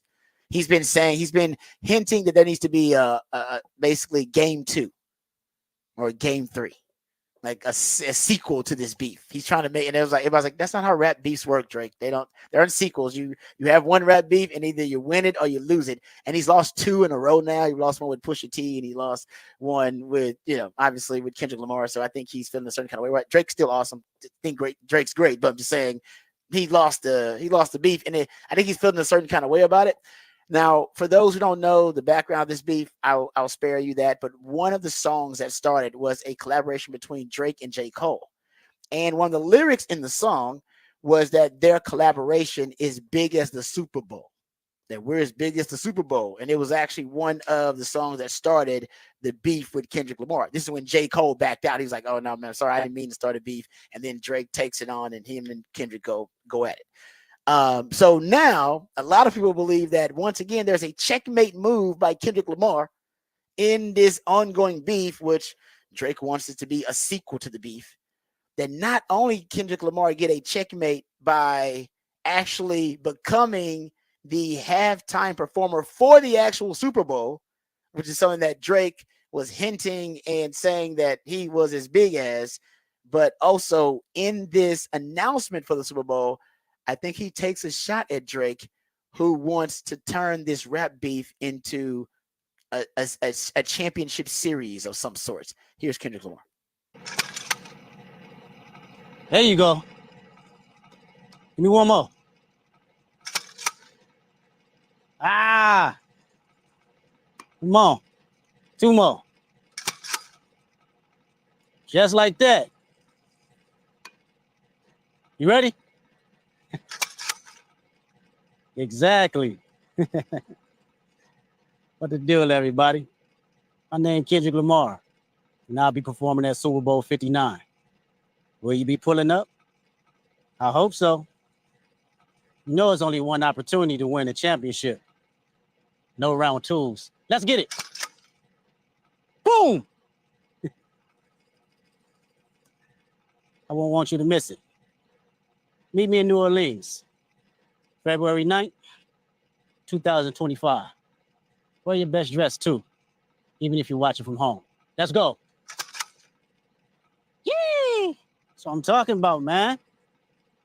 Now we can get to it for real. Come on, you gotta. Okay, that's enough of it. Yeah. So some people believe that in there he also took a shot back at Drake. He was like, "Nah, man, it's only one chance to win a championship, and I won the title, and I'm also performing at the Super Bowl." When a lot of people thought Drake would be one of the first true hip hop acts to perform at the Super Bowl, not gonna happen. It's gonna be Kendrick Lamar, and a lot of people believe that Jay-Z, who's one of the kind of the godfathers of hip hop now, that he, because of his relationship with the NFL, that he is the one that really, was advocating for Kendrick Lamar, which also is going to upset the Drake folks out there, because now they believe, oh, Jay-Z also may be anti-Drake because he may have picked Kendrick Lamar's side in this beef, and there'd be more rappers who are coming out, or not coming out, but who are hinting that or implying that they are anti-Drake, or if they're choosing a side, it'd be Kendrick Lamar. So there you go. That's the rap beef, but also Super Bowl halftime show. At least we know it's going to be Kendrick Lamar. Kendrick Lamar probably has a better performer overall from regions like that than Drake, but I always thought Drake would do it first because Drake's more family friendly and mainstream than Kendrick Lamar is. Like, if you thought, some people were upset that Beyonce's performance was too, it was too like urban. That's the word I want to throw out there. And if you thought that was too urban, then Kendrick Lamar is going to be way more urban than Beyonce was. Yeah. The Super Bowl halftime show, I learned a while ago, it's not meant for me. Don't really care. Have fun. Enjoy yourself. But it's not. Look, I'm going to love the game, and then I don't have to care that much about the halftime show. I'm sure he'll do fine. I'll be on. I'll see it. But it's not. I'm not. I haven't really expected a lot from it in a long time because they're not meant. Like, A lot of the performances, like Madonna's not there, and you're not like, yeah, that's Madonna's show is for me. No, I get it. They were trying to bring in a wider audience, and they want to bring in people. They want to spread it around.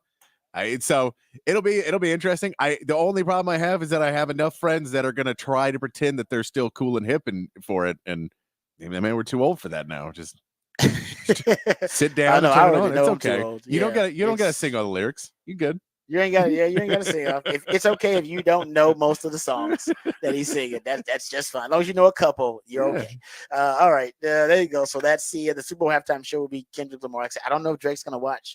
I'm genuine. I'm serious. I don't think he's gonna watch. That's a lot. That's a lot. We know for a fact that Drake is going to bet on it. Drake is going to watch. Drake's also going to post a video right around there where he says he's not watching. But that's why people don't like Drake. That is what he's doing instead of watching the Super Bowl. Yeah, he'll be posting and be like, "Oh, is there something happening?" and make a joke about it. I was like, yeah, it's a Super Bowl halftime show. Of course everybody's watching. Know damn well what's happening here, Drake. All right. No, you're right about that. That's a good point. That does sound very Drake-like.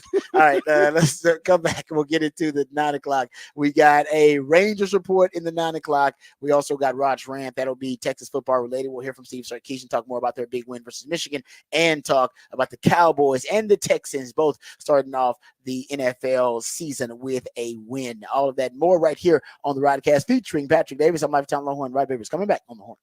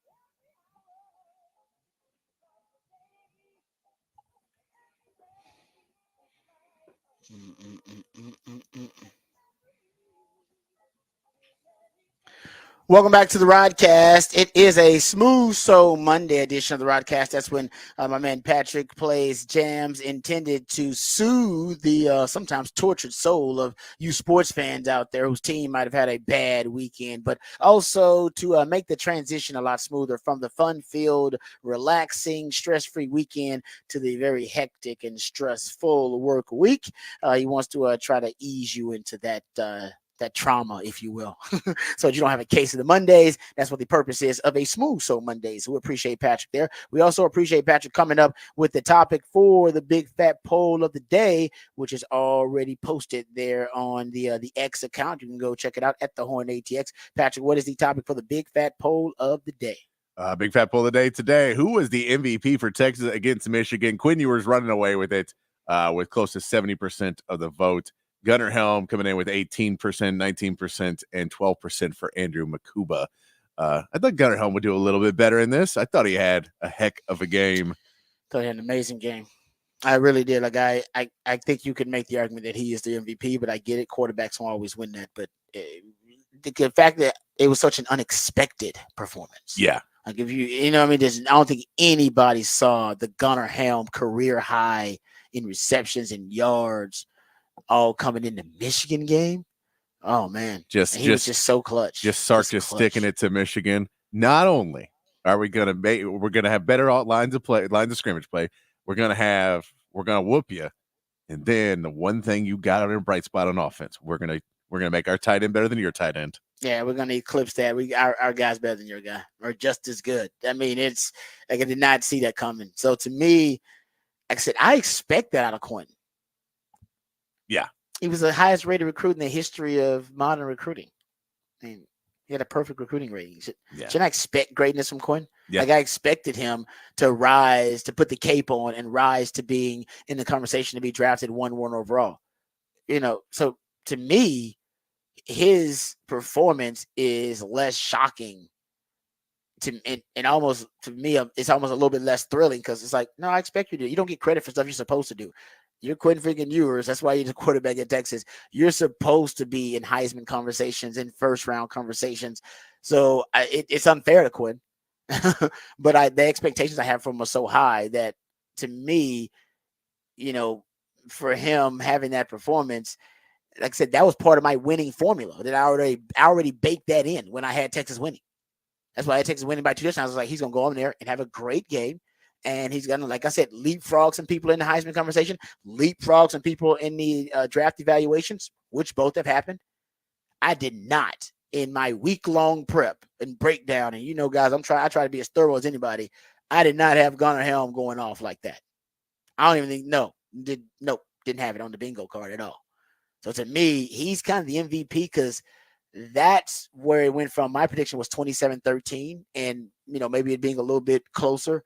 The reason they just blew him out of the water in the first half is because 6 of his 7 catches came in the first half, guys.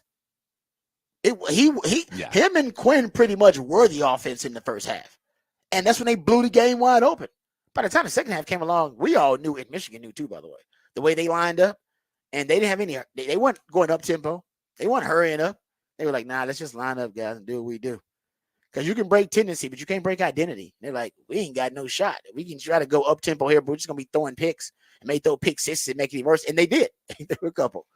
So to me, man, I say I can really make a compelling argument for Gunnar Helm to be the MVP. I could. Because everything else, you were counting on Quinn to go in that game and show up the way he did. Yeah, everybody thought it was going to happen. Nobody thought Gunnar Helm was going to be that guy. I will say, when you say he is the highest rated recruit, it does make me laugh though that I've seen things where DJ Uiagalelei was ranked higher than him coming out as a recruit. Oh, really? Yeah. Oh, that existed. That some people had. I've seen Arch ranked higher on some of those. I know there's a few people that had him as one of the highest rated recruits of all time. So there is emphasis of we expect it, but we're lucky to get it. I bet those dudes are trying to hide that these days. It's gonna be hard to find those pretty soon. They're gonna scrub the internet from those. You don't want people. What I say 5? I said 5 stars. Yeah. No. Oh, so what happened though was my pen, the ink kind of slid. It was supposed to be 3 stars, and then just you don't want people knowing, putting your name on that, because that ain't good at all. All right, yeah, there you go. So we'll get into it, but I think MVP wise, yeah, Quinn's gonna win it, but I would make a really compelling case for Gunnar Helman. Give him some props. He had a hell of a day. All right, there you go. We'll talk some more Texas, Michigan. When we get into Rod's rant, we'll get into Texas, Michigan. We'll cram in a Rangers report here, I promise you. But we'll get into Texans and Cowboys and some other NFL news, notes, and nuggets. Before we do, let's get updated. Let's get educated. Let's get informed with all the top stories of the day. First, with my man Patrick Davis and those Horn headlines. All right, your Horn headlines brought to you by Top Gun Rentals and Lawn Equipment. In the MLB, the Astros won their series with the Diamondbacks over the weekend, 2-1, with Kyle Tucker making his return from injury, batting as the DH in 2 of the games and getting his first hit in RBI since he broke his shin in early June. Framber Valdez and Yusei Kikuchi both picked up wins. However, Justin Verlander struggled again, allowing 8 runs in just 3 innings on Sunday. The Astros now get the day off before facing the A's starting Tuesday. The Rangers kept their hot streak going as they won their series with the Angels 3-1 as Andrew Heaney got his first win since late July on Sunday. The Rangers will move on to a short series with the Diamondbacks on Tuesday, now sitting only 4 games below 500 with 18 games left in the regular season. In the NFL, Week 1 kicked off with the Houston Texans getting a 29-27 win over the Colts, with Joe Mixon providing the running spark to control the clock with 159 yards and a touchdown in the game. The Cowboys easily handled their matchup with the Browns, 33-17 after making Dak Prescott the highest paid player in NFL history with a 4-year, $240 million contract that morning. DeMarvion Overshawn also had a solid game, leading the Cowboys in tackles and picking up a late sack. And in college football, Texas moves up to number 2 in the AP poll after a dominant 31-12 win over Michigan, who drops to 17. Tennessee jumped up 7 spots to number 7 after a 51-10 drubbing of NC State. And Notre Dame dropped all the way to number 18 after a 16-14 loss to Northern Illinois. And that is your Horn headlines. All right. Thank you, Patrick, for the Horn headlines there. We appreciate those. All right. Let's get right to some Cowboys discussion. Then we'll make our way to the Texans. Rod's rant, Texas, Michigan, of course. So we'll get to that coming up next segment. And there is a Rangers report coming up for you, I promise you, in the 9 o'clock. But first, let's talk about the Cowboys and their big win over the Browns, 33-17. I think the more relevant conversation was around Dak Prescott, more so than the Browns matchup prior to the game, because Dak did sign his new deal, or agreed to his new deal, 4 years for $60 million per year, $240 million total in the contract, $231 million of it guaranteed.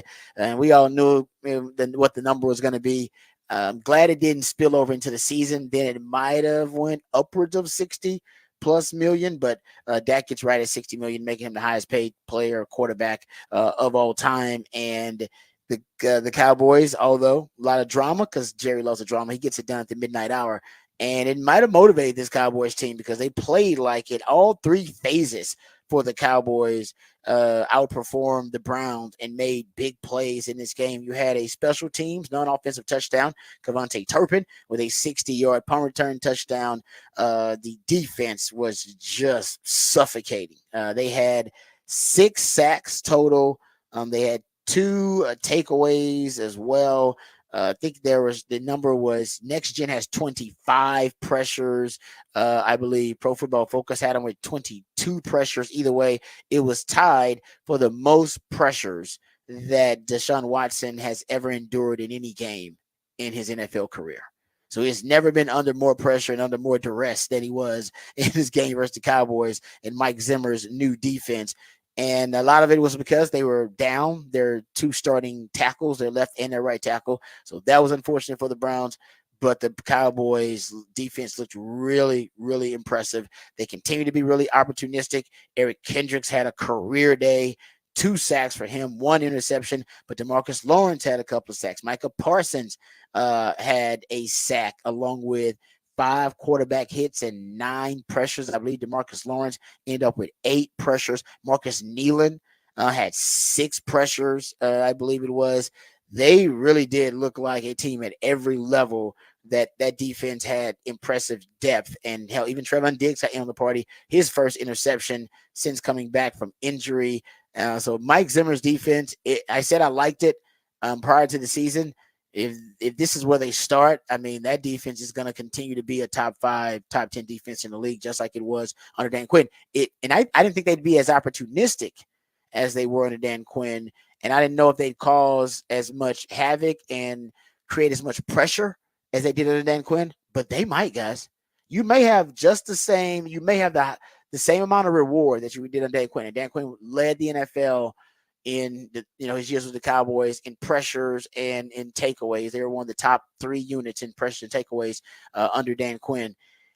I don't know if they'll be top 3 in those categories, but the Cowboys will still be really opportunistic on defense and really a pressure-oriented defensive unit, but without the instability and without as much of the risk that you had to have that was naturally baked into the Dan Quinn defense. So I think that's that's probably the biggest, to me, the biggest takeaway is that defense is going to be just as good. There's a chance it could be better, but I don't know until they get Deron Bland back. I don't know if they Deron Bland, when they add him to the mix, and now they're bringing on DeMarvion Overshown, they're starting to develop him. The Cowboys now may have some depth on that defense too. So defense not going to be an issue for the Cowboys at all. And offensively, I still worry about the run game, but Dak looks good. They didn't really have to do much against the Browns. And once CD gets his football legs back underneath him, CD and Dak, they'll have a better connection. But you may not have to lean so heavily on your offense to go win and keep you in every game if your defense is playing as well and your special teams. Hell, Brandon Aubrey had 4 field goals, 50+ yarders, had a 57-yarder, a 50-yarder, 46-yarder, and a 40-yarder. That dude is a weapon. That dude's a weapon. You're in field goal range. You pretty much get you 2-3 first downs, and you're gonna be approaching field goal range with this dude every time. Like that's how strong his leg is. So I like the Cowboys. I like what I'm seeing so far from them. Yeah, I mean, Brandon Cooks, I know he's got to stay healthy, which is kind of the challenge for him at this point in his career.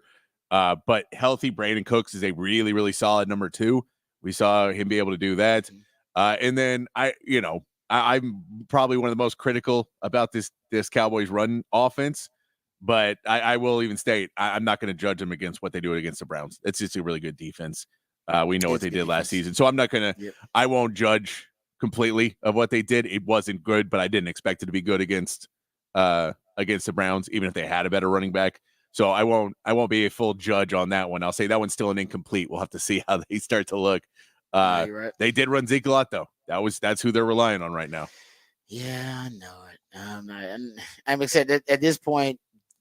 They've decided that this is their backfield and they're going to stick with it. We assumed they would make some moves and pick up some guys, once the waiver wire hit and once there were cuts, but no, Cowboys are going with this group.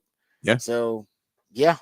And man, like I said, Brandon Aubrey though, he's a real weapon. I still remember that he had that 66-yard field goal in the preseason against the Las Vegas Raiders. And obviously didn't count. And then against the Browns, he nearly kicked another 66-yarder. Yeah, but like they got to delay a game, but he went ahead and kicked it anyway, and it went. It was good. Good Lord. And then they sent him back out. They were gonna do a 71-yarder, and I guess somebody finally was like, "Do you get they can return this, Mike?" Mike was like, "All right, I shouldn't do it because if it did happen, then you're gonna be SOL because the guys who are on that unit." For the kick field goal unit, I should say, they are not necessarily qualified to be covering kicks. Yeah. So you don't want to do that. But that dude, man, he's a real weapon. So special teams wise for the Cowboys, I think they're going to be good. I think they're going to be good defensively. Hell, the questions come on offense, really. Offensive line and running game. But everything else, I think offensively, Jake Ferguson's got injuries dealing with. That's going to be something the Cowboys be concerning because they don't know about the depth really at tight end. The guy they drafted 2 years ago, still been waiting on him to go injury free for any time, but they're going to need him if something happens to Jake Ferguson. Luke Schoonmaker, they want him to step up. They let go Hendershot, who they liked They trade him to Kansas City, and he's playing against Kansas City. So yeah, that may be a concern. But like I said, the Cowboys are off to a really good start. Texans also off to a good start. Not as they didn't win in such a commanding fashion, like the Cowboys, but they did pull off the victory, 29-27 over the Colts. And Patrick, I know the one thing that you said you wanted to see from the Texans this season, and I don't know if you thought you were going to see it this early, was improvement in the run game, because the Texans had been, prior to this season, actually the last 4 or 5 seasons, they've been one of the worst rushing offenses in the NFL, and it ain't even close. But Joe freaking Mixon, he was a grown man, 30 rushes for 159 yards. They just rode Joe Mixon for the run game, and he really was the big difference. CJ Stroud did not play bad. CJ Stroud was good, but I think the offensive line had some pass protection issues, that they were able to get 4 sacks, and they weren't able to throw the football as vertically downfield as successfully as they had last season, because I think there was some adjustments by that Colts defense. But man, Joe Mixon, I got to tell you, if he's going to be that kind of force in the running game, the Texans offense is going to have some lethal balance to it. Yeah. No, and I that was a question of between Joe Mixon and then what Bobby Slowick did to try and fix the issues they had last season in the running game, where they just weren't able to get the ball. Because even though Dameon Pierce only touched it 3 times, he still averaged a good average on those 3 carries, which is what you want to see. Is that, maybe Joe Mixon doesn't have to do that every single week of 30 carries, which is a lot. So if we say maybe you can tone that down a little bit and get Dameon Pierce involved, and the run game itself actually becomes self-sufficient, that would be really, really big, because it gives that well-rounded part to the Texans that they did not have at all last year. You knew CJ Stroud was going to throw the ball, and now defenses are going to be keyed in on CJ Stroud. That's what everybody's going to be looking for. So to make them have to adjust and defend the run now and use personnel to defend in the run game will open things back up for CJ Stroud to be passing. But yeah, I think, the big one is, for whatever reason, that offensive line just did not seem to be picking up the rushes and blitzes that the Colts were throwing. So they blocked really well for the run. They weren't necessarily losing blocking battles one-on-one. The problem was they would get 2-on-1s a lot, and they weren't helping each other out, and they weren't communicating of how to pick up and how to get guys over in the right spot. So those types of things offensively, they're going to have to work on. I'm sure they're going to spend plenty of time in the film room going over what happened, bring up the communication. I don't know who sets protections, but that guy needs to really spend some time making sure he knows what's going to be coming every single week, because that was probably your biggest flaw in the game, was CJ Stroud was constantly under pressure in the game and constantly having to move. And, we saw some of those. He was slipping around because he's trying to keep a play alive, and you just don't want to put him in that situation. So that's probably your one big negative. They did have the punt block. The punt block was ugly. And that was one too. That was, again, you just didn't have protection right, because there was a guy on the edge who was supposed to be defending too. Their left, the guy, the blocking on the right side. He basically, if he takes the guy who gets the block, his inside guy gets in and gets the block. So there's nothing he can do, but you have to be able to communicate, and somebody has to be able to say, I'm trying to block 2 guys. I'm going to need help over here, and get me somebody so we don't have this punt blocked, especially deep in your own territory when they're already pushing you back, giving them some momentum back. But then to be able to run the ball at the end of the game, just a thing they didn't have. Nico Collins played like a man in that game. What a contract to get Nico Collins under that contract. Dude. That throwing he's catch. Their number one. He's the number one. He is? He is the true number one. They threw it into double coverage, and he went up and got it. They threw him that 3rd down pass. Him and CJ Stroud connected on that one on the sideline where he gets a knee down and pins it to his chest, so it's a completion. Just grown man football there on a Sunday from Nico Collins. No, you're right. Nico was at 6 for 1. I believe his last 2 games versus the Colts. If you go look at it, he was last year. He had 5 100-yard games. 2 of them came versus Indy. This game, 6 for 117. Last year, I think he totaled 15 for 312 versus the Colts. He loves this Colts matchup, man. He eats when he plays against the Colts. And yeah, when CJ Stroud's in trouble, if he's one-on-one, CJ's pretty comfortable just lofting it up to him and be like, all right, I'll give you a 50-50 ball. You turned it into an 80-20 ball. And they didn't even really use Tank Dell. I didn't really see Tank Dell contribute much. So that's a good sign too, because he's a weapon as well that CJ Stroud likes. So I like Stephon Diggs. He had 2 touchdowns. He had 6 receptions for only 33 yards. So not a lot of verticality right now with Stephon Diggs, or at least in that game, but they did use him in clutch moments down in the red zone. I mean, he was the one who got that touchdown when they pushed it all the way down at the end of the game, and it was 4th down, and they could have kicked a field goal, and they went ahead for the touchdown. And D'Amico called a pretty gutsy game as well, and really believed in his team, which is not surprising for an ex-player. He wants to believe in push, but he called a pretty gutsy game, and they came through for him. Yeah, no, they did. The one concern for me, you brought up the offensive line and the pass protection. I think that's something they got to figure out. Maybe it's because last year they didn't have a lot of reps together. They were the most injury-riddled offensive line in the NFL. So hopefully that's something that gets better with more time, more reps, more continuity. But the pass defense, although not horrible pass defense, because if you go look at the completion percentage for Anthony Richardson, I don't even know if he completed 50% of his passes.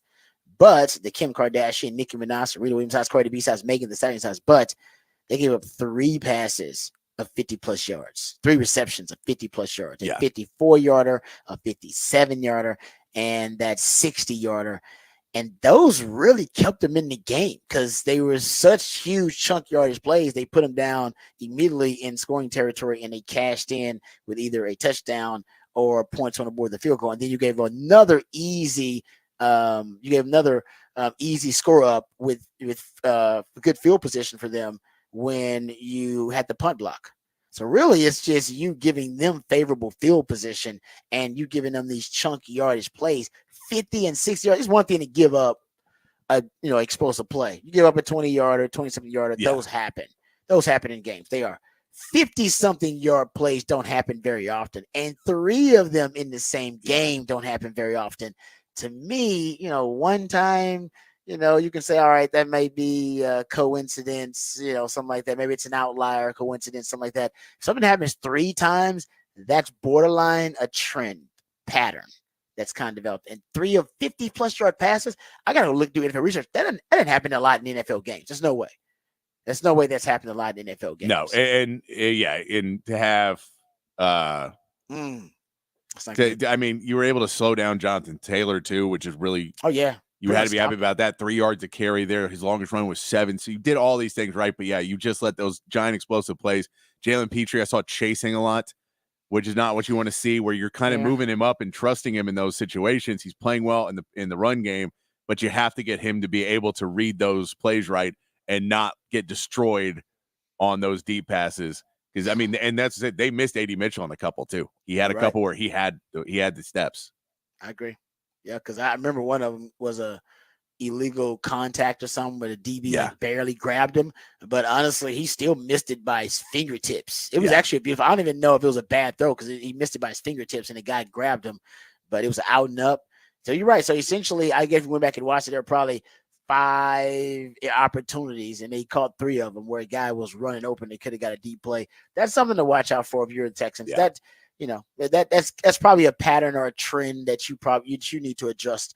You need to address, I should say, and adjust to. So we'll get to some more NFL discussion, but there you go. That's some Texans talk. Oh, and by the way, speaking of the Texans, you know what? We'll get to that on the side. I don't want to dive deep into it. They did have the most plays in the NFL this past week too, with 72 total plays, I believe, the most plays in week 1 for a team. So I think that is a good thing. But I do want the Joe Mixon thing, and I'm not anti them running the football, but I agree that's a lot of plays, running backs, injuries they mount, and that's a lot of a burden and workload. That's a workhorse running back kind of load.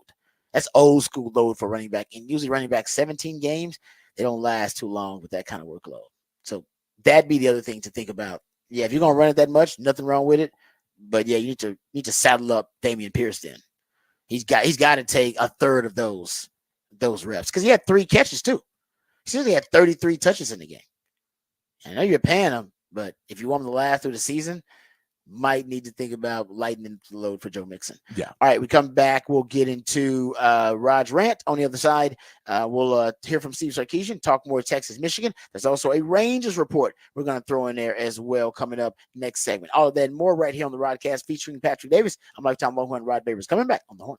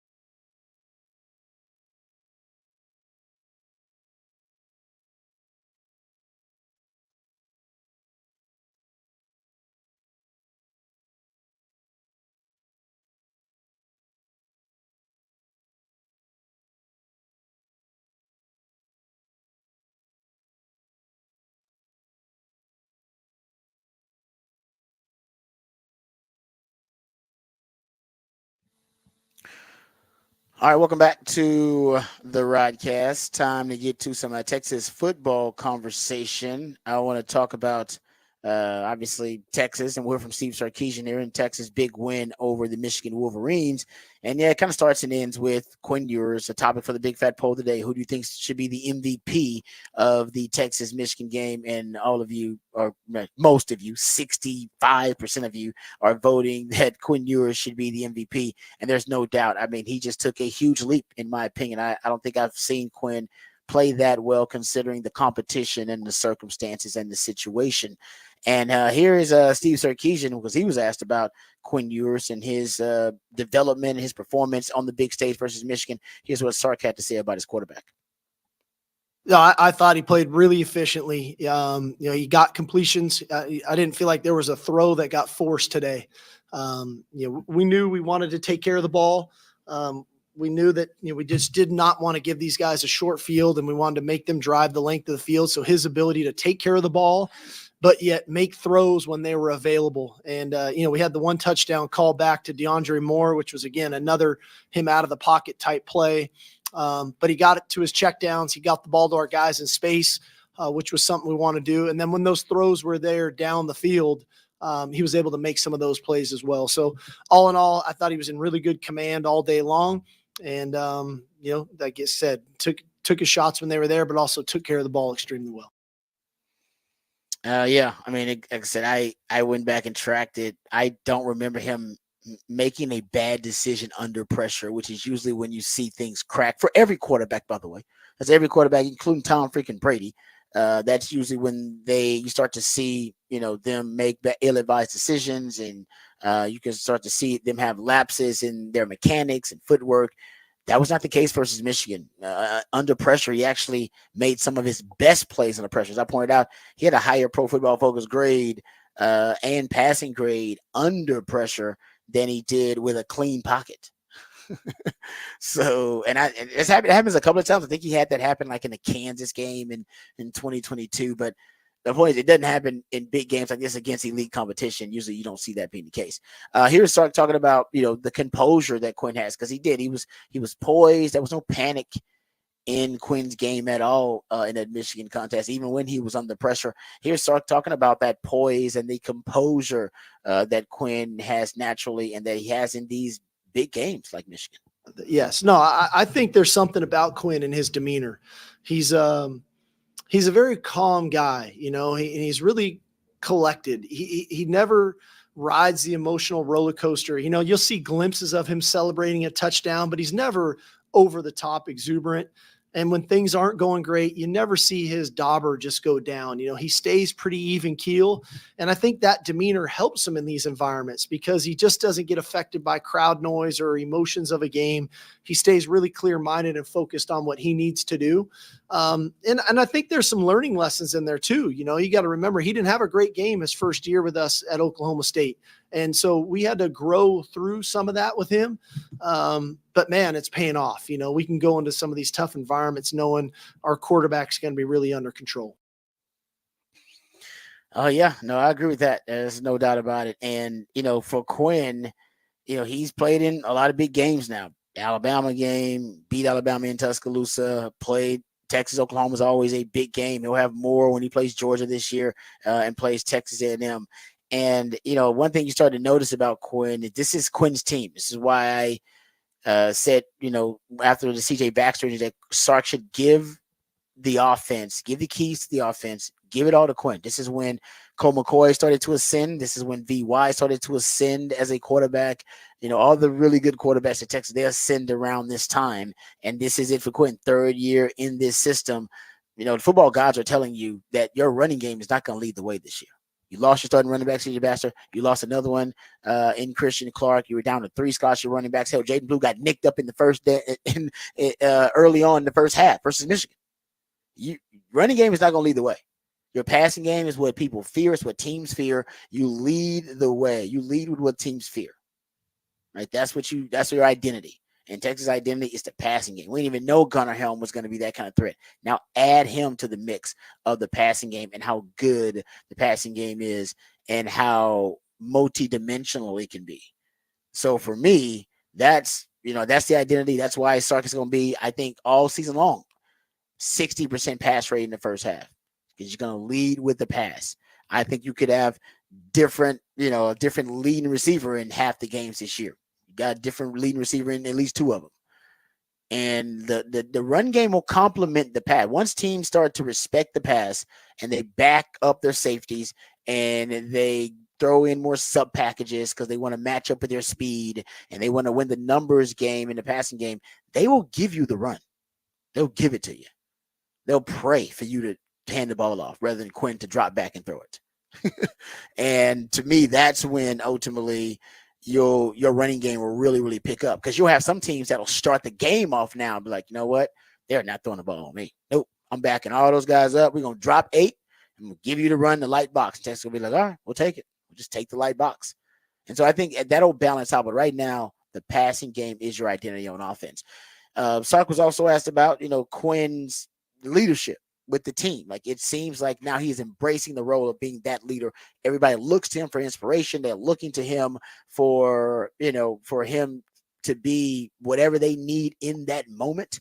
If they need a rally, rah-rah guy, even though he's not a vocal leader, he can be that guy. If they need a big play in that moment, you can lean on him to provide that big play.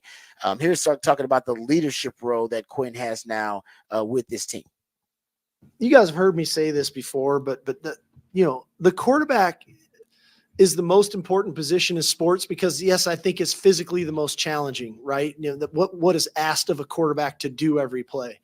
But I also think it's the most important position in sports because a quarterback instills confidence and belief into a team, into an organization.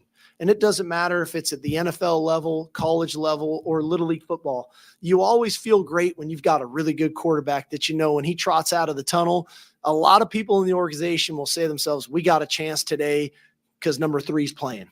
And he's playing good. Now we know we got a real chance. And so, but that's at any level. And you guys have covered the sport long enough to know it's like when you've got a quarterback that everybody can believe in, that just fuels confidence and belief that, hey, let's go do our part because the guy that's holding the ball every play is going to he's on point tonight. Yeah, there you go. Start talking about, Quinn being on point. He certainly was. I mean, it's that for the entire team. I guarantee they were confident the way Quinn was out there playing. They looked to him to establish the tone, and he certainly did that. The offensive line established themselves as well. I thought they did a really good job in pass protection. Like I said, I think Pro Football Focus has them giving up a sack on 11 pressures, but the actual game stats don't have, box score doesn't have them. Texas giving up a sack. And, you go look at the way the game played out. Texas was even at times able to run the football when they wanted to against Michigan. And they were very judicious, all right, and calculating in terms of when they wanted to run the football. I think they used the pass to set up the run, but they ran it. And there were a couple of drives where they were moving the Michigan front 7 out of the way. Here's Sark talking about the offensive line for Texas and how they performed in that Michigan game. Yeah, I felt like we played really well up front. I really do. I felt like we were reestablishing the line of scrimmage. We were moving people. We were giving our runners running lanes. The perfectionist in me wishes we would close it out a little better at the end. I got on them, but that's my job as a coach. I got to continue to push these guys to be the best that they can possibly be. And so it's unfortunate, because we had a couple plays down there where we go the wrong way at running back, and we end up taking losses at quarterback on stuff that I think we should be better at. So we got work to do. That's the beauty of it. But I think everything we do offensively starts up front. When those guys can play well in the run game and in pass protection, that makes a lot of the other things go. And for a young runner, there's nothing like running the ball when you're not seeing color right in your face. We're covering people up and we're moving them. Now they can feel comfortable running the football. All right, there you go. That's Sark talking about the performance of the offensive line. Speaking of the O-line, there was one moment where all Longhorn fans, I'm sure, felt a very similar sense of pride. Is when one of those moments that Sark's talking about there, running back goes the wrong way, miscommunication in the backfield. Quinn sees that, it's a busted play. He just decides, hey, I'm just going to take the ball and I'll take the loss. And he takes a knee, and then the defensive lineman from Michigan still hits him and still tackles him while he's on the ground. Longhorn fans get upset. Then there's a bit of a scuffle because the Texas O-line, they come to the aid of their quarterback and like, dude, if you want to do that to my QB, you got to do it to me first. And so there was borderline about to be a scuffle on the field because the Texas O-line was ready to throw down for their boy Quinn. And I think we all felt like a sense of pride because of that. Here is Sark talking about that that moment where the O-line was taken up for Quinn.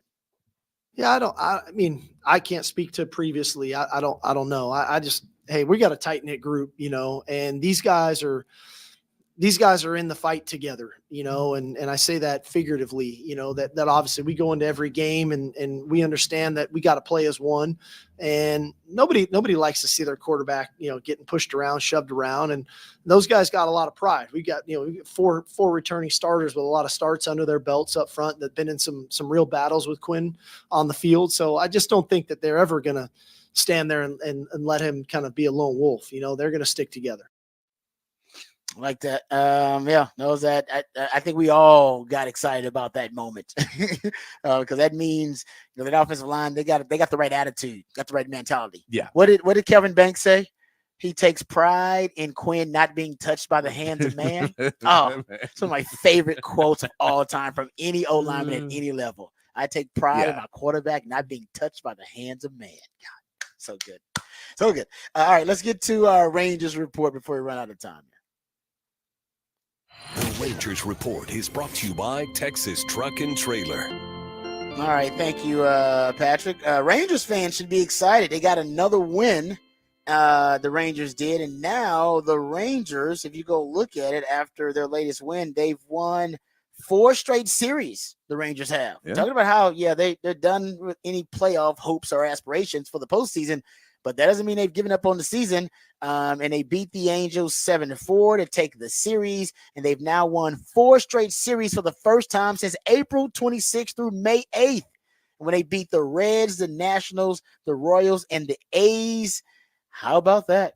So a lot of pride with this group, man. So that's something to be excited about. They now are 10-3 since August 28th, marking the club's best 13-game stretch since August 3rd of 2023, August 3rd through the 16th of 2023. Also, they were 10-3 in that stretch. Yeah, and they're pulling themselves up. They're still 6.5 out of the wild card, 7.5 out of the AOS lead. So that's going to be difficult with 18 games to go. But they are only 4 games behind 500, and that can kind of be a goal to say we were not a losing team in 2024. We were still a winning team. We didn't get to the playoffs, but we did not have a losing record. That is a big step for a team that looked like they were going to for a long time. They can finish the season out. Now, they got some difficult games. They got a lot of games with the Mariners left. So you could come back and be in second place in the AL West as well. You never know what's going to happen. You try and leave that door open, but they're playing really good baseball right now. Yeah, and Andrew Heaney with a really good performance in their last game. How about this little factoid before we go to break? Andrew Heaney had received 2 or fewer runs of support in 7 straight starts, and in 18 of his 27 starts.